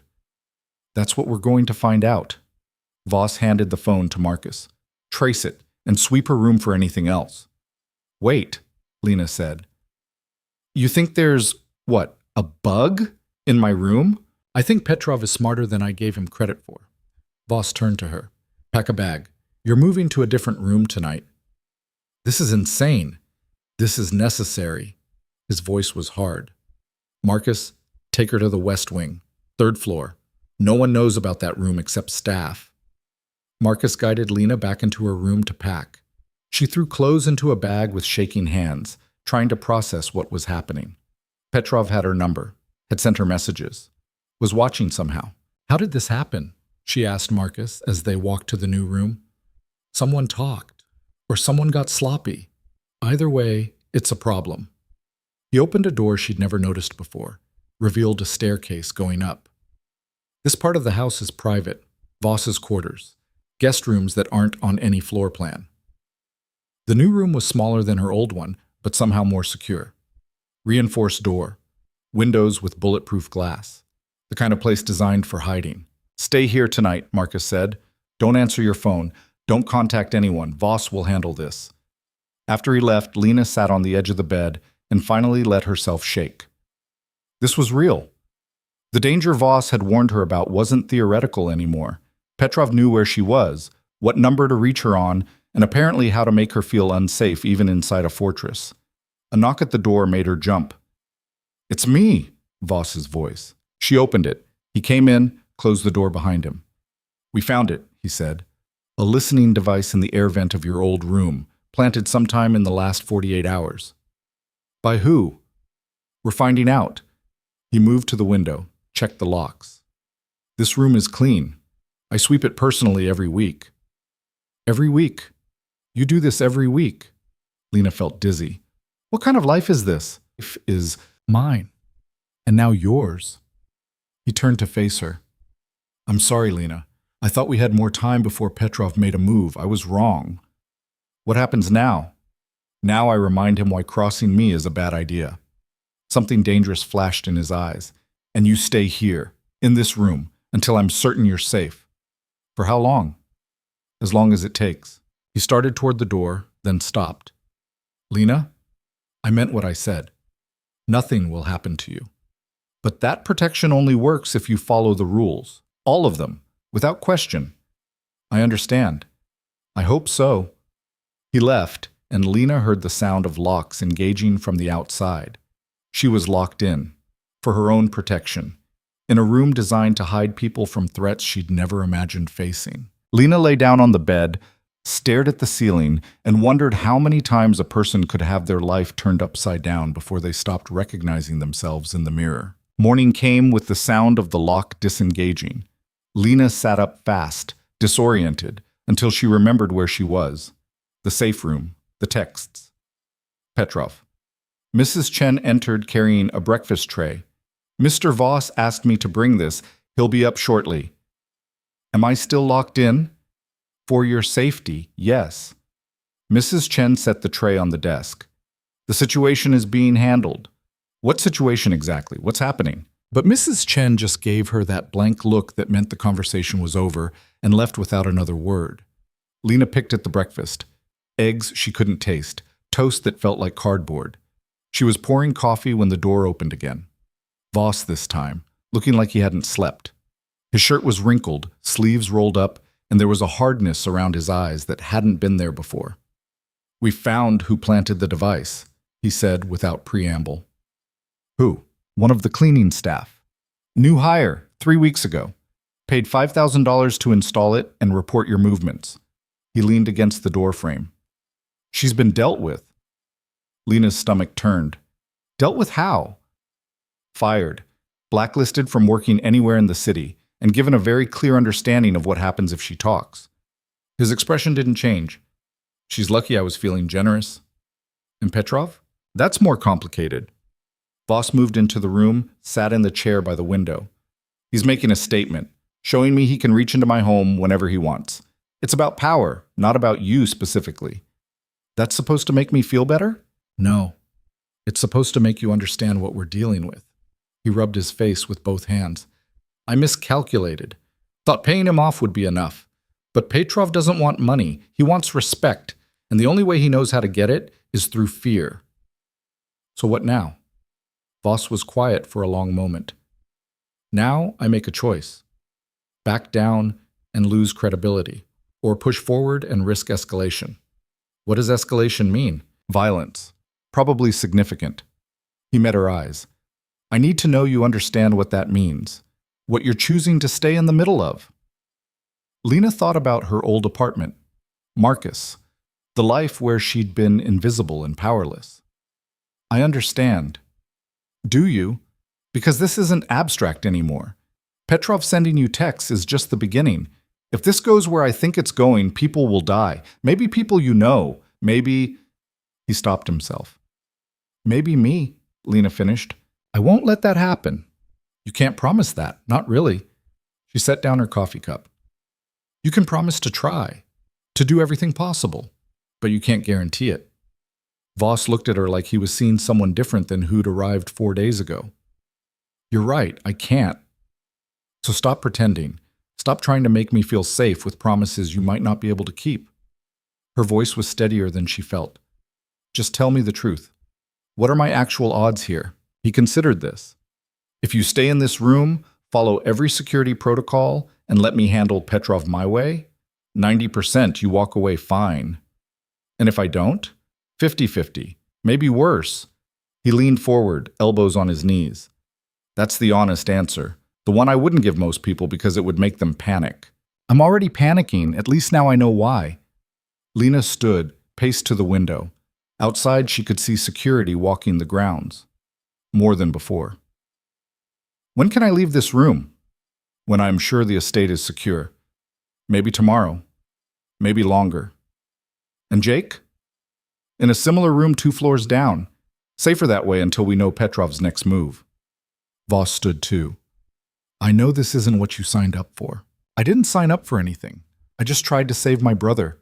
She turned to face him. But I'm here now, so tell me what I need to do to survive this. Listen to Marcus. Follow every instruction exactly. Don't go anywhere alone. He moved closer. And trust that I know what I'm doing. I've survived worse than Viktor Petrov. Have you? Once. A long time ago. He reached past her, adjusted the window lock. The man who betrayed me when I was 16, he worked for someone bigger. Someone who decided I was a loose end worth tying up. I spent 6 months running before I was strong enough to fight back. What happened? I stopped running, started hunting instead. He stepped back. Took me 2 years, but I dismantled his entire organization, piece by piece, until there was nothing left but him. And then I made him watch while I took everything he'd built and made it mine. The casual way he said it made Lena's skin prickle. Did you kill him? Eventually, after he'd lost everything else. Voss met her eyes. I'm telling you this so you understand. I don't lose, Lena. I don't quit, and I don't let people take what's mine. I'm not yours. You're under my protection. That makes you mine. He said it like stating a fact. And Petrov just made a very big mistake by forgetting that. He left her alone again, the lock clicking into place behind him. Lena stood at the window, watching security patrol, and tried to process what she'd just heard. Voss had spent years destroying someone who'd crossed him. Years. What would he do to Petrov for planting a bug in his house? The day crawled by. Mrs. Chen brought lunch, then dinner. No phone, no internet, nothing but books from a shelf she didn't remember being there before. Lena tried to read but couldn't focus. Her mind kept circling back to those texts, the casual threat, the reminder that nowhere was really safe. Around 9, the lock disengaged again. She expected Mrs. Chen. Instead, Jake stumbled in looking wild-eyed and terrified. Are you okay? He grabbed her shoulders. Did anyone hurt you? I'm fine. Just locked up like you, apparently. She pulled him into a hug. You look like hell. I've been going crazy down there. No phone, no internet, just Marcus checking on me every few hours and refusing to explain anything. He pulled back. What's happening? Voss won't tell me anything except that there's been a security breach. Lena filled him in on the texts, the bug, the cleaning woman. Jake's face went white. We need to leave, he said, right now, before this gets worse. And go where? Petrov knows who we are. Knows where we lived. He'd find us in hours. Then we go to the police, but and tell them what? That we're caught between 2 criminals? Lena shook her head. We're safer here than anywhere else, Jake. At least Voss can fight back. Voss is the reason we're in danger in the first place. No. You running drugs for Petrov is the reason we're in danger. Voss is just the reason we're still alive. The words came out harsher than she meant them. I'm sorry. I'm scared too. But running isn't an option anymore. Jake slumped into a chair. How did we get here? A week ago I was worried about paying rent. Now I'm worried about Russian mobsters. We made choices. Bad ones, good ones, desperate ones.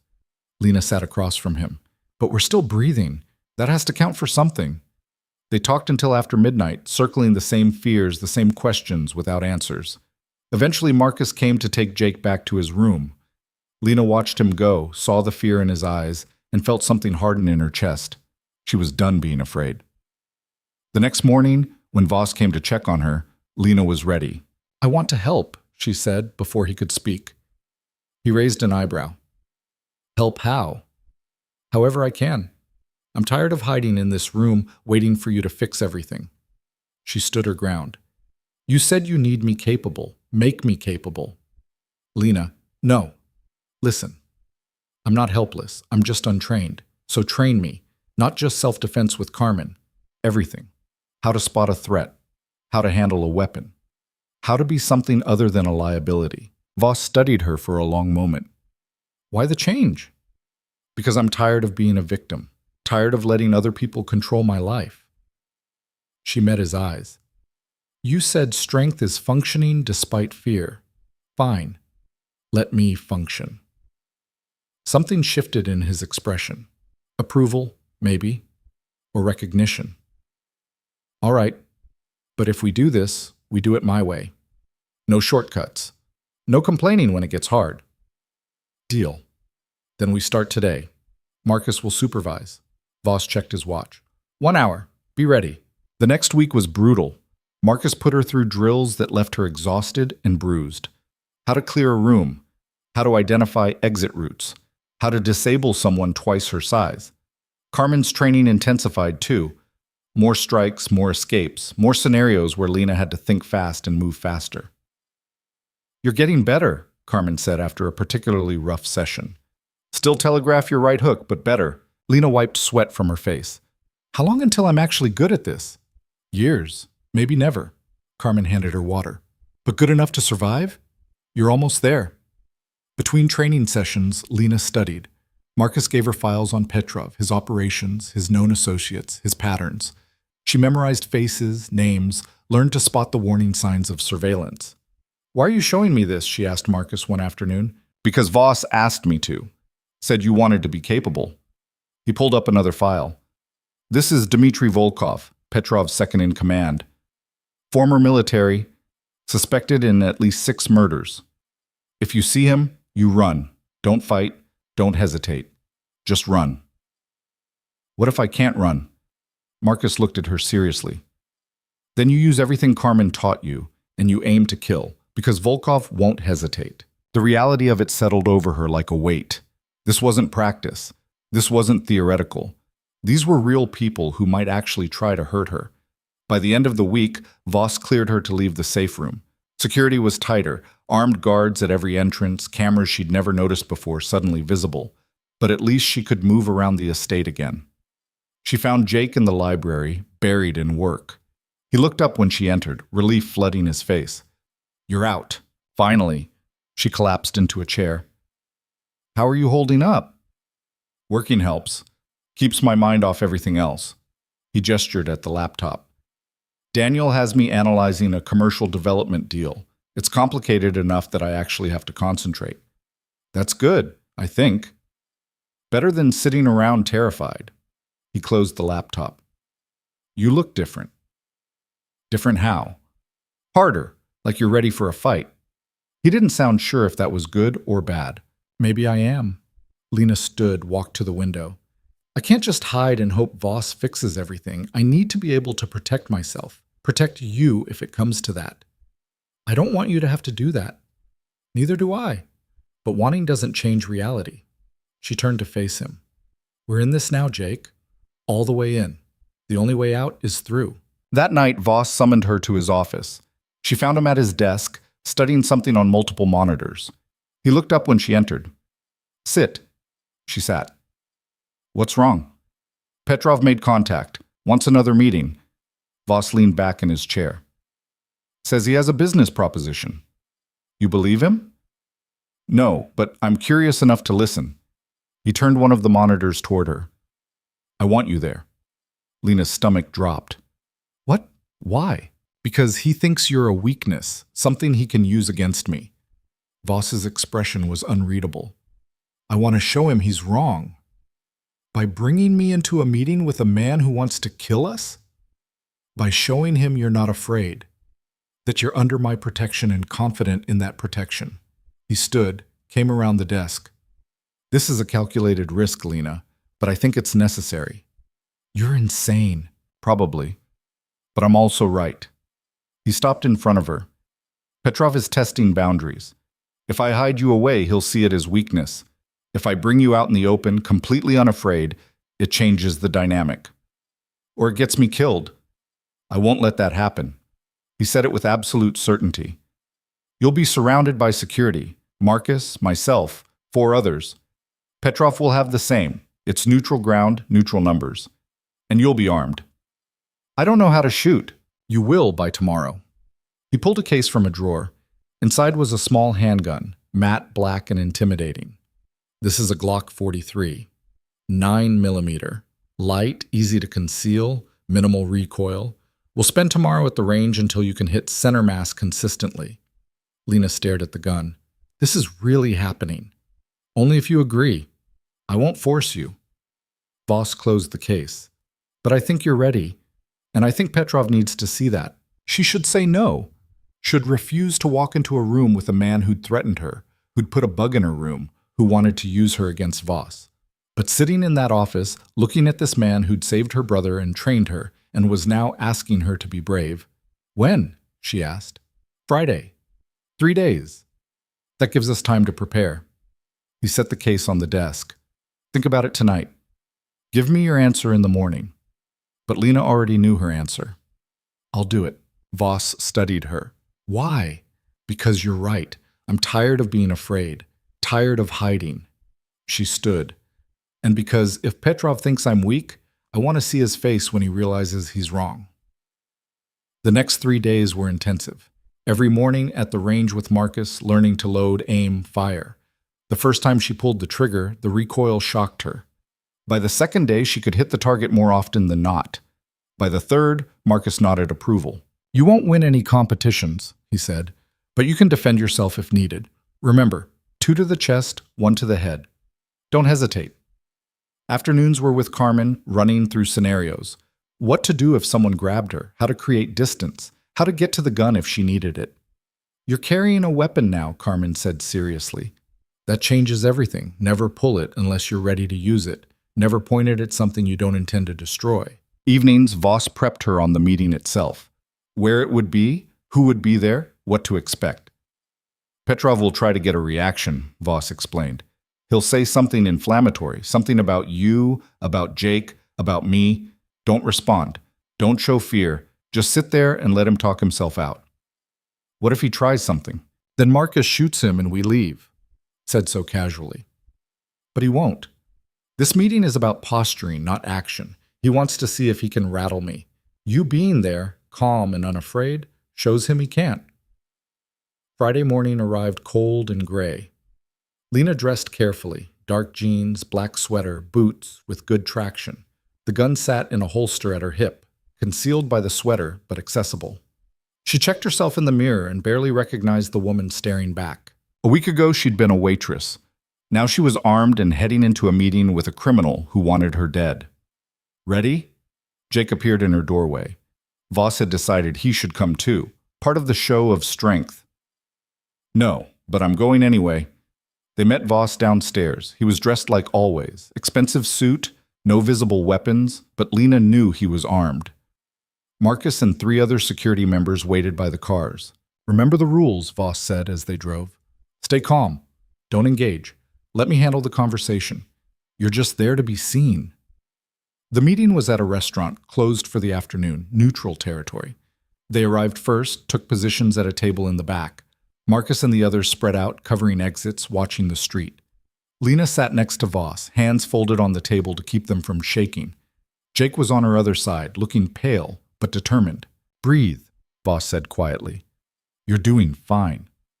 Then the door opened and Viktor Petrov walked in. He was shorter than Lena expected, stocky and muscular, with cold eyes and a smile that didn't reach them. 3 men followed him, including one Lena recognized from Marcus's files. Dmitry Volkov, the killer. Petrov sat across from Voss, that empty smile still in place.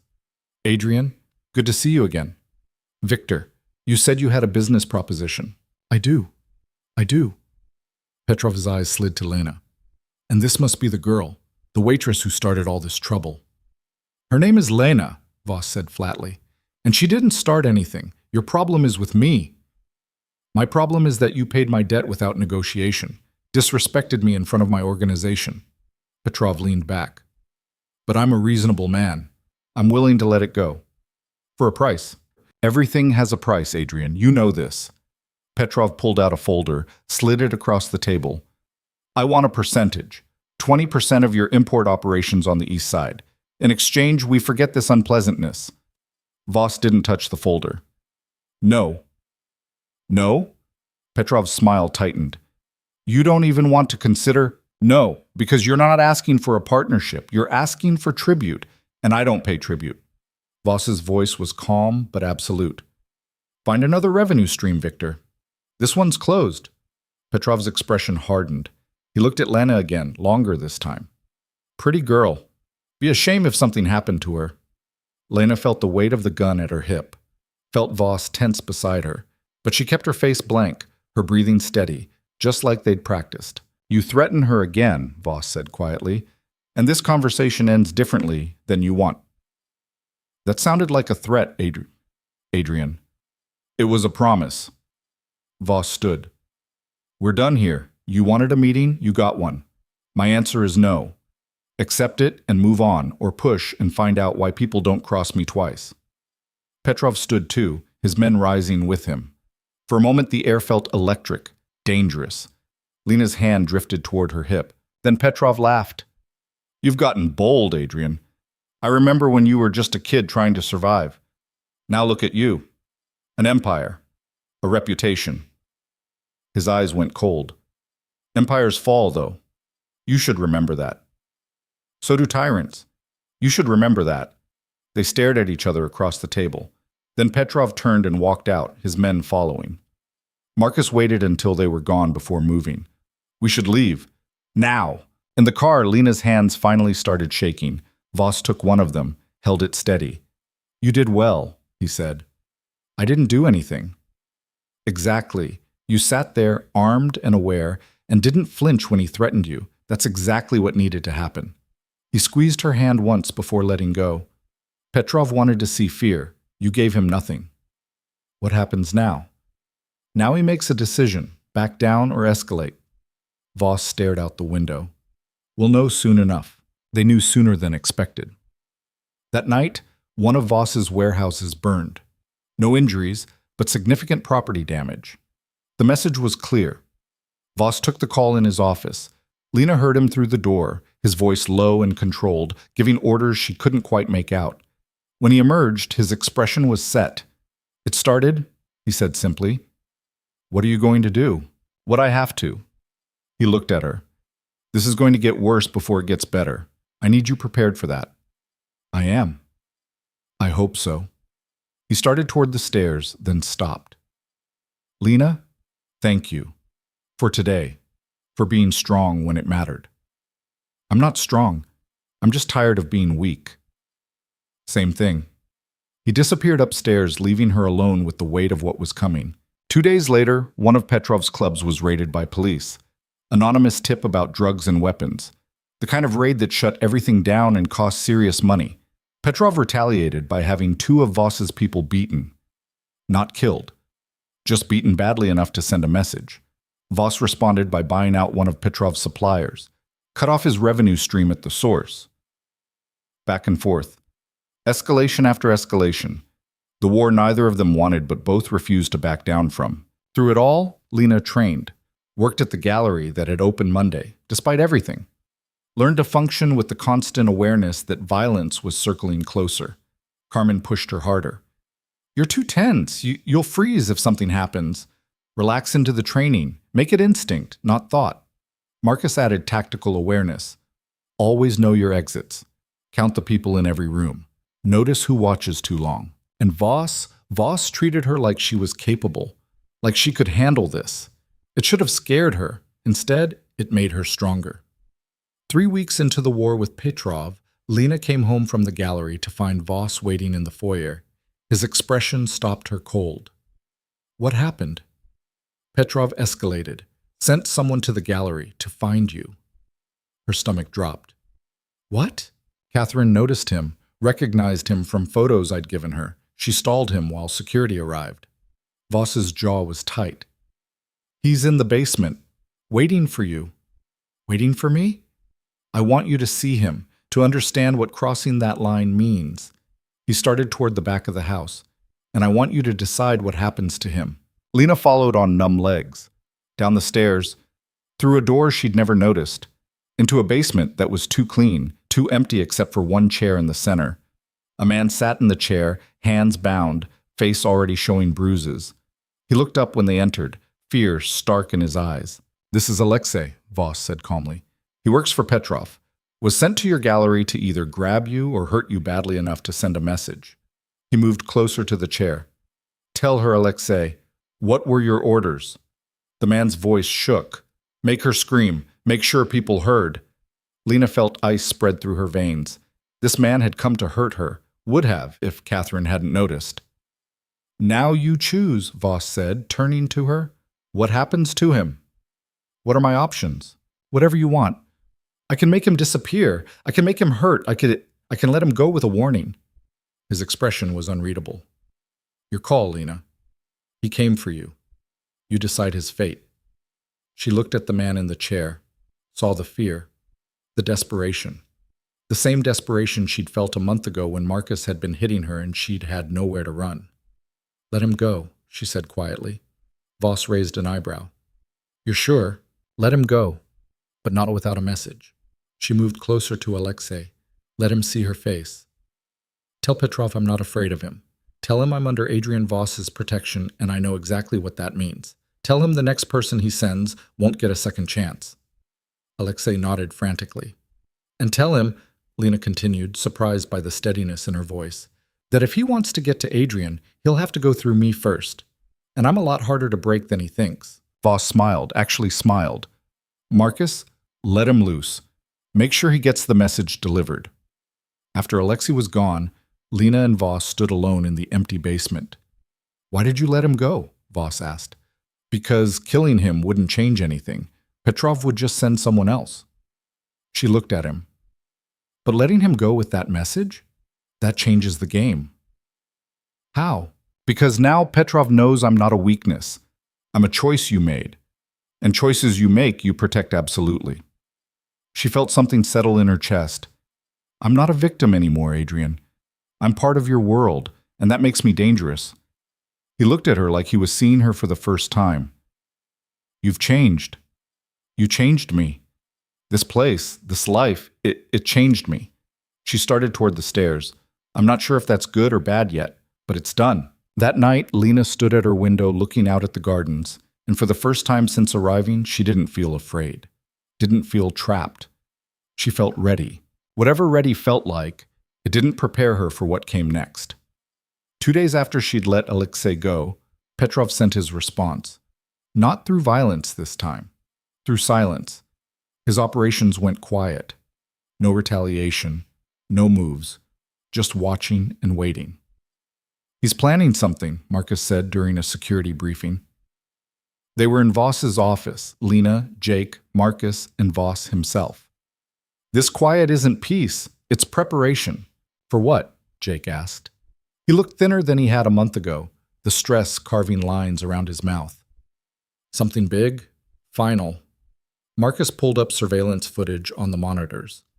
We've tracked unusual activity at 3 of his properties. Money moving, people relocating. He's consolidating. Voss studied the screens with an expression Lena had learned to recognize. Not worried, calculating. He's going to make one major play, put everything on the line. To do what? Lena asked. End this, one way or another. Voss turned to look at her.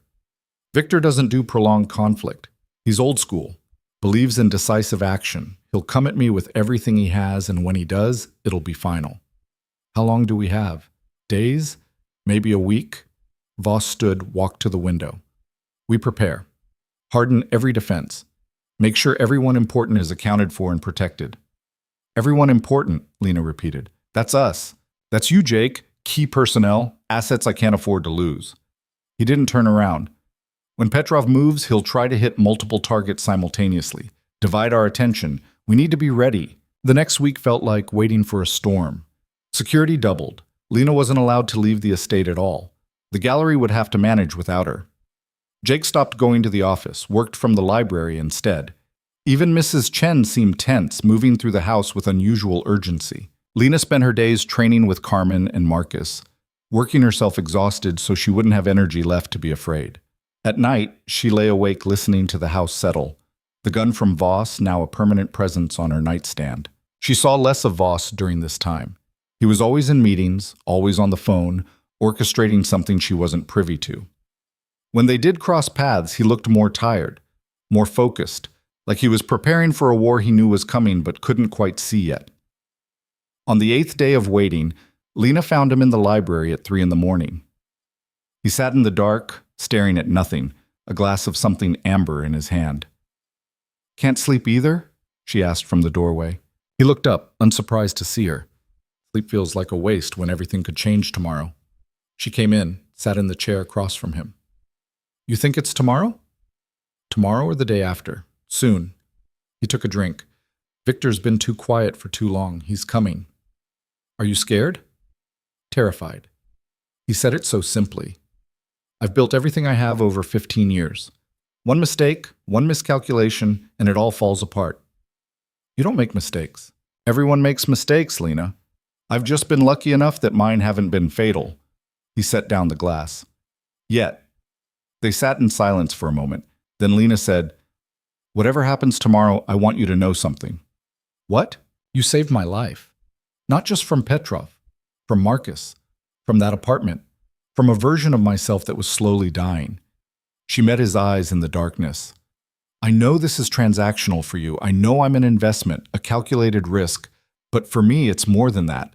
You gave me a choice when I thought I didn't have any left." Voss was quiet for a long time. Then, "It stopped being transactional weeks ago. Maybe it never was." He stood, moved to the window. "I told you I was paying forward, that someone once gave me a choice. But the truth is, I saw you in that restaurant and I saw myself, drowning, pretending to swim, and I couldn't walk away from that." "Why didn't you just say that?"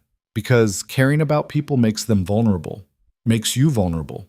He turned to face her. "But I'm tired of pretending I don't care. About you, about Jake, about whether you survive this." Lena stood too, crossed to where he stood. "Then let's make sure we do." He looked down at her, and something shifted in his expression. "When this is over, if we survive it, you and Jake are free to go. The 6 months, the debt, all of it. You'll have earned your freedom. What if I don't want to go?" "Then you stay. By choice. Not obligation." He reached out, tucked a strand of hair behind her ear. The gesture was so unexpected, so gentle, that Lena's breath caught. "But you should have the option, Lena, to choose this life or choose something else." "I've already chosen." "Have you? Or have you just adapted to survive?" His hand dropped. "There's a difference." Before Lena could answer, Marcus burst through the door.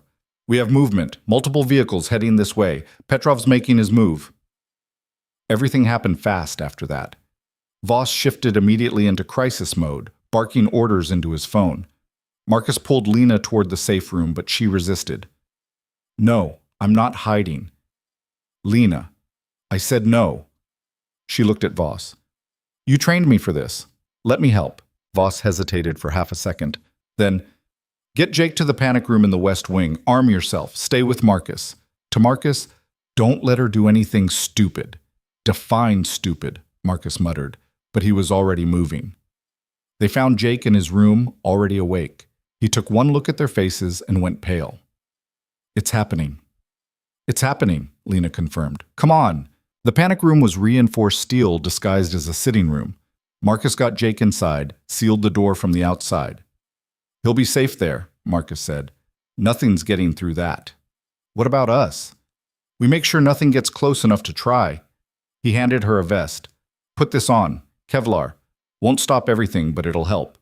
Lena strapped on the vest with shaking hands. The gun at her hip felt heavier now, real in a way it hadn't been before. They took positions in the main hall. Voss was already there with 4 other security members, all armed, all wearing the same controlled expression. Through the windows, Lena could see headlights approaching. Multiple vehicles, like Marcus had said. At least 5. "They're not even trying to be subtle," one of the guards said. "Victor doesn't do subtle when he's making a statement." Voss checked his weapon, a larger gun than Lena's, matte black and efficient looking. "Remember the rules. No one fires unless they fire first. I want this on record as self-defense." The vehicles stopped at the gate. For a long moment, nothing happened. Then a man got out of the lead car. Not Petrov, Dmitry Volkov. "This is bad," Marcus said quietly. "Petrov sent his killer." Volkov walked to the gate, looked directly at the camera mounted there. "Adrian Voss, we need to talk." Voss pressed the intercom. "We already talked." "I said no." Circumstances have changed. Victor is offering one final deal, generous terms. Take it, or things get messy. Tell Victor he can deliver his deals himself instead of sending his lapdog. Volkov's expression didn't change, but his hand drifted toward his hip. You want messy, Adrian? I can do messy. And you'll die messy, along with everyone you brought. Voss's voice was calm. Think carefully, Dmitri. Is this really how you want this to end? For a moment, Lena thought Volkov might actually leave, might realize this was suicide and walk away. But then he smiled, pulled out his phone, and made a call. He said, "No, Victor, your move." Whatever Petrov said in response made Volkov's smile widen. He put the phone away, stepped back from the gate. Last chance, Adrian. Open the gate and let's talk like reasonable men. No. Then we're coming in. The first gunshot shattered the night, not from Volkov's people, from somewhere in the darkness beyond the vehicles. It hit the gate, ricocheted off with a spark. Sniper, Marcus said, pulling Lena down. They brought a fucking sniper. All hell broke loose. Volkov's people opened fire on the gate, trying to blast through. Voss's security returned fire from covered positions. The noise was deafening, nothing like the controlled environment of the range. This was chaos. Bullets punching through walls, glass shattering, someone screaming. Lena pressed herself against the wall next to Marcus, the gun in her hand feeling useless. What was she supposed to do with this? Who was she supposed to shoot? Stay down, Marcus ordered. He was firing through a window, controlled bursts that showed his training. Don't move unless I tell you to. Through the confusion, Lena saw Voss. He was calm, too calm. Moving between positions, directing security, firing only when he had a clear shot, like this was just another day. The gate gave way with a screech of metal. 3 of Volkov's men rushed through, firing wildly. One of Voss's guards went down. Then another. They're breaching, someone yelled. Voss shot the first man through the gate. Clean. Center mass. The man dropped. The second made it 3 steps before Marcus got him. The third turned to run and was cut down by crossfire. But more were coming. Volkov had brought at least a dozen people. This wasn't a negotiation. It was an assault. Fall back, Voss ordered. Second defensive position. Marcus pulled Lena with him, deeper into the house. They set up in the main hallway using furniture for cover. Lena's heart was hammering so hard she thought she might pass out. Breathe, Marcus said without looking at her. In through your nose, out through your mouth. You freeze now. You die. She breathed, forced air into lungs that didn't want to work. More gunfire, closer now. Volkov's people were in the house. Voss appeared next to them, blood on his sleeve but moving fine. They're trying to split us up, divide and conquer. We stay together, we win. How many have we lost? Marcus asked. 2 dead, 1 wounded. Voss's expression was hard. They've lost 6. We're winning on numbers but losing on position. A man rounded the corner, weapon raised. Lena didn't think, just raised her gun and fired. The recoil shocked her. The noise shocked her more. But the man went down, grabbing his shoulder. Marcus finished him with a second shot. Nice hit. Lena stared at the man she'd just shot. Blood was spreading across his shirt. He was still moving, still alive, making sounds that would haunt her later. Lena. Voss grabbed her face, forced her to look at him. Stay with me. You did what you had to do. Now keep doing it. She nodded, swallowed bile, raised the gun again. The fight moved through the house like wildfire. Room to room, bodies falling on both sides. Lena fired 3 more times, hitting twice. Each time felt easier and worse simultaneously. Then, suddenly, silence. They waited in the hallway, weapons raised, listening. Footsteps. Slow and deliberate. Volkov appeared at the end of the hall, gun lowered, hands slightly raised. Enough! Victor wants to talk. We're done talking, Voss said. Not with me. With her. Volkov gestured at Lena. He wants the girl. Give her to us. And this ends. Everyone else lives. Lena felt Marcus tense beside her, felt Voss's absolute stillness. No, Voss said simply. Adrian, be reasonable. How many more people have to die for one waitress? Volkov took a step forward. Victor doesn't even want to hurt her, just wants to talk, make a deal. Then everyone goes home. I said no. Then we keep killing each other until one of us runs out of people.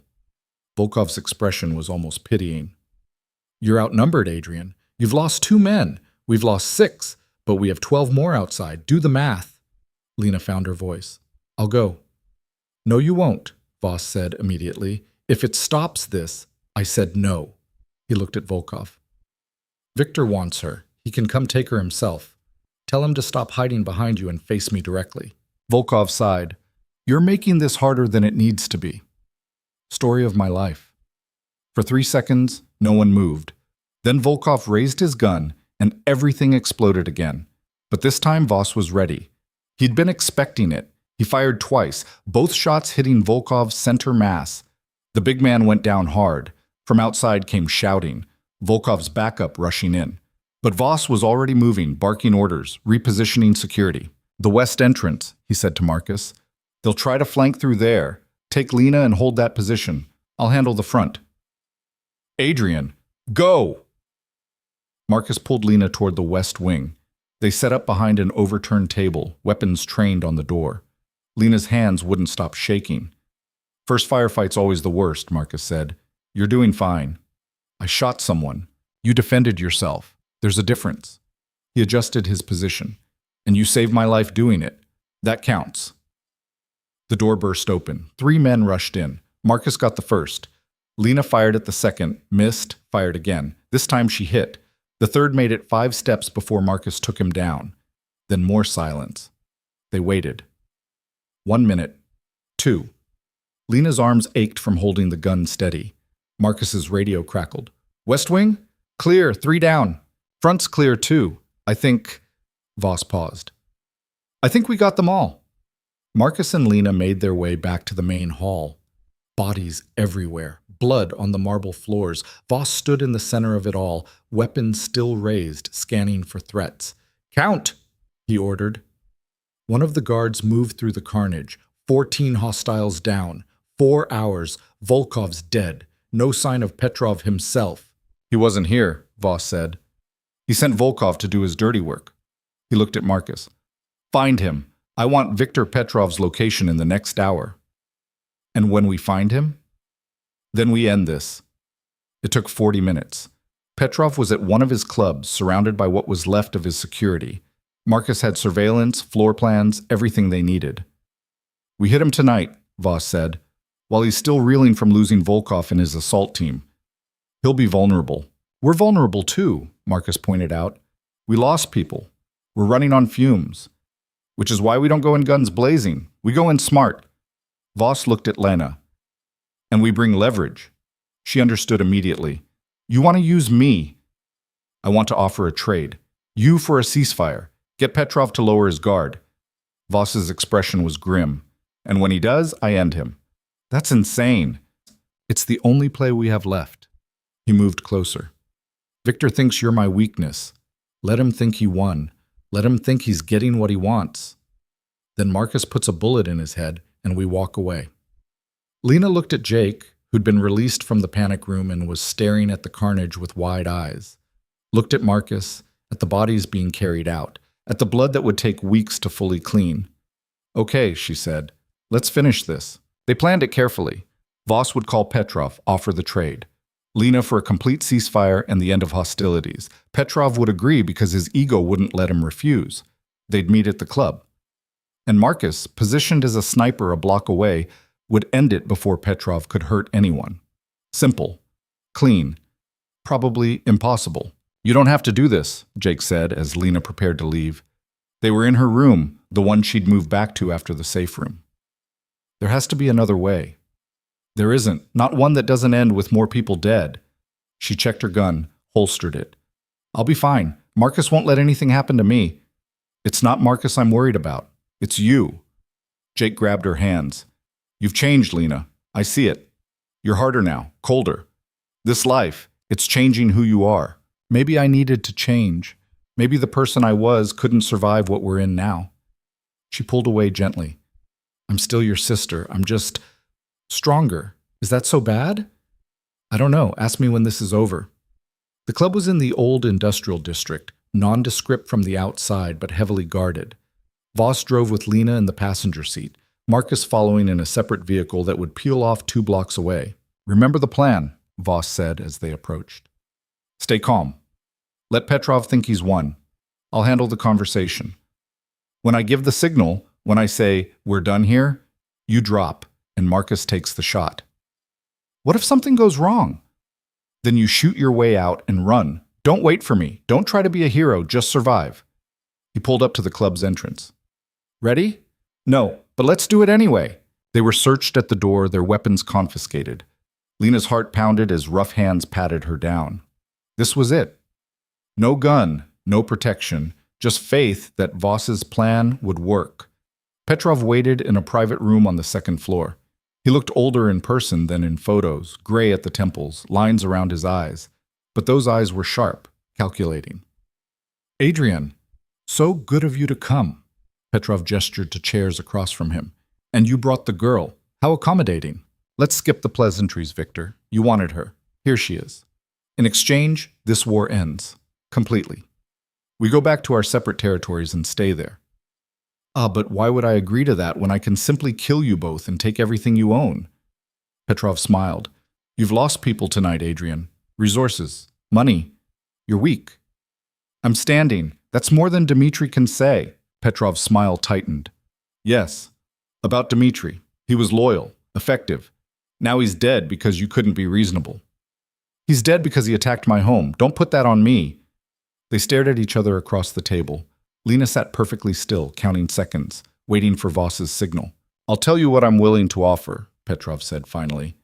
"The girl stays with me. Guarantee of your good behavior. You pay 20% of your Eastern operations as tribute, and you publicly acknowledge that I beat you." "Never happening."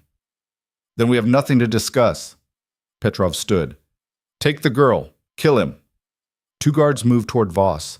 Lena saw him tense, saw him calculate odds. This was it. The moment it all fell apart. "Wait!" Lena's voice cut through the room. "I'll stay." Everyone froze. "Lena, no!" Voss started. "I'll stay," she repeated, looking at Petrov. "But not as a prisoner. As an equal. A partner in negotiations between you and Adrian." Petrov laughed. "Why would I agree to that?" "Because Adrian will never stop coming for me if you just take me. You know that. He'll burn everything you own to get me back."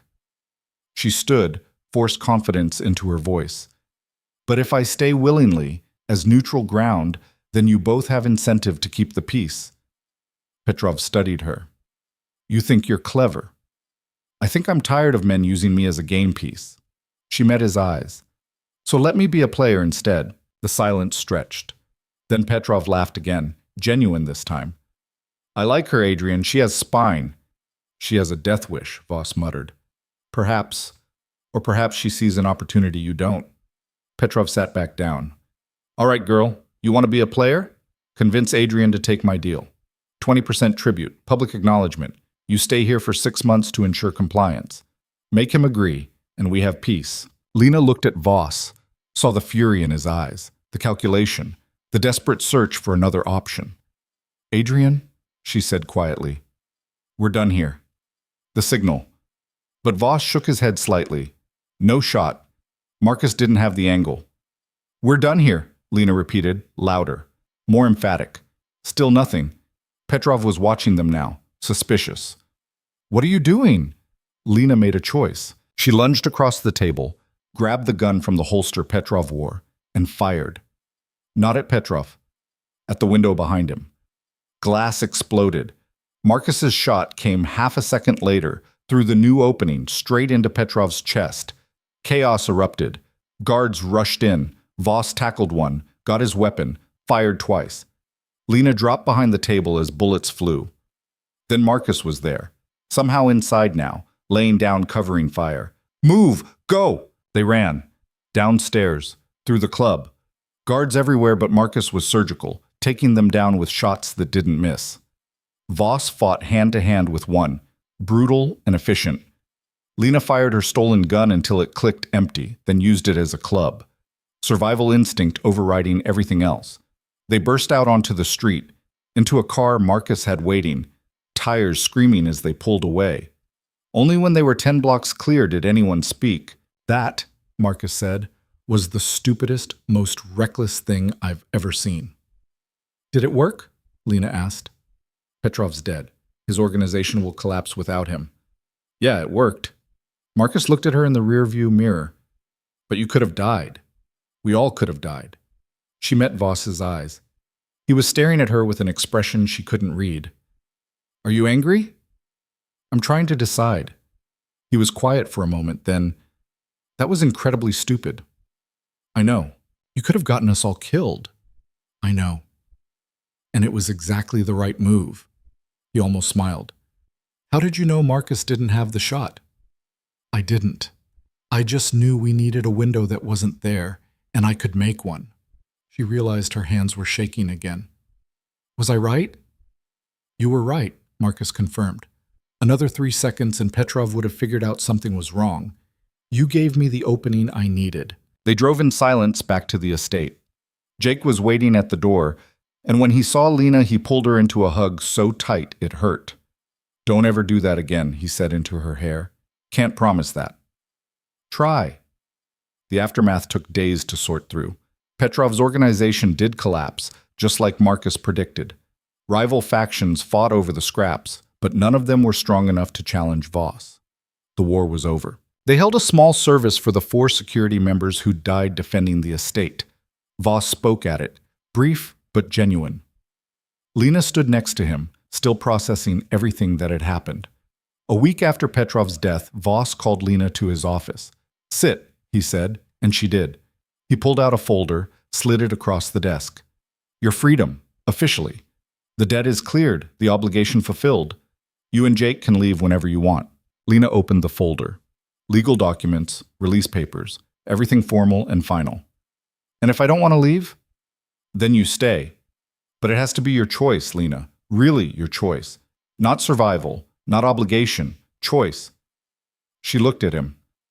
At this man who'd saved her brother, trained her, protected her, let her make insane decisions that somehow worked. Who'd promised her safety and delivered it at enormous cost. I choose this, she said. Not because I have to, because I want to. This life, this world, it's dangerous and complicated and sometimes terrible. But it's mine. I fought for it, bled for it. I'm not walking away from that. Even knowing what it means, what you'll have to do, who you'll become. I already know who I am. Someone who doesn't break. Someone who makes hard choices and lives with them. She stood, walked to where he sat. I'm not the girl who walked into Rossi's with a bruise anymore, and I don't want to be. Voss stood too, faced her. Then welcome home. Officially. No conditions, no contracts. Just home. Something shifted between them in that moment. Something that had been building for weeks. Lena felt it in the air, in the way Voss was looking at her, in her own racing heartbeat. Adrian, she said quietly. He kissed her. Gentle at first, then deeper when she kissed back. When they finally pulled apart, Lena was breathless. That was unprofessional, Voss said. Extremely. She smiled. Do it again. He did. Later, they stood together in the library, watching the sun set over the gardens. Jake had accepted a permanent position with Daniel, moving into his own place, but still part of Voss's organization. The estate was being repaired. Life was moving forward. Do you ever regret it? Lena asked. The life you built, the choices you made. Every day, Voss admitted. But regret doesn't change anything. You just live with it and try to do better. That's pretty bleak. That's reality. He pulled her closer. But having something worth protecting makes it easier. Is that what I am? Something worth protecting? You're everything worth protecting. He kissed her forehead. You and Jake, this strange family we've built from broken pieces. Lena leaned into him, let herself feel safe for the first time in her life. Really safe. Not because someone promised it, but because she'd earned it, fought for it, claimed it. 6 months ago, she'd been drowning. Now she was standing on solid ground, surrounded by people she'd die for and who'd die for her.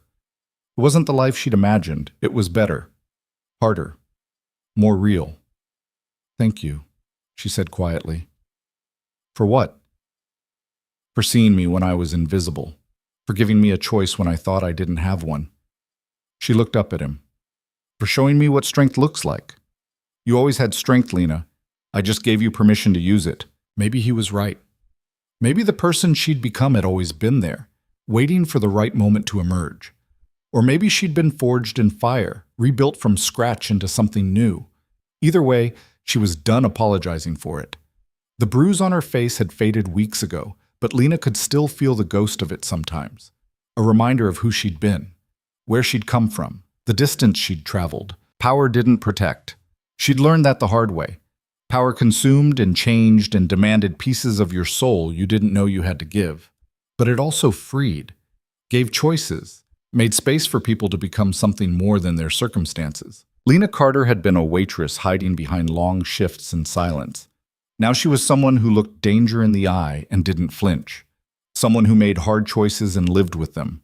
Someone who'd chosen fire over safety and found home in the flames. It wasn't a fairy tale ending. There would be more threats, more violence, more nights where survival felt like the only victory worth counting. But she'd survived. And in surviving, she'd discovered something more powerful than safety could ever be. She'd discovered herself. And that, Lena thought as Adrian's arms tightened around her and the sunset painted the gardens gold, was worth every terrible choice that had led her here.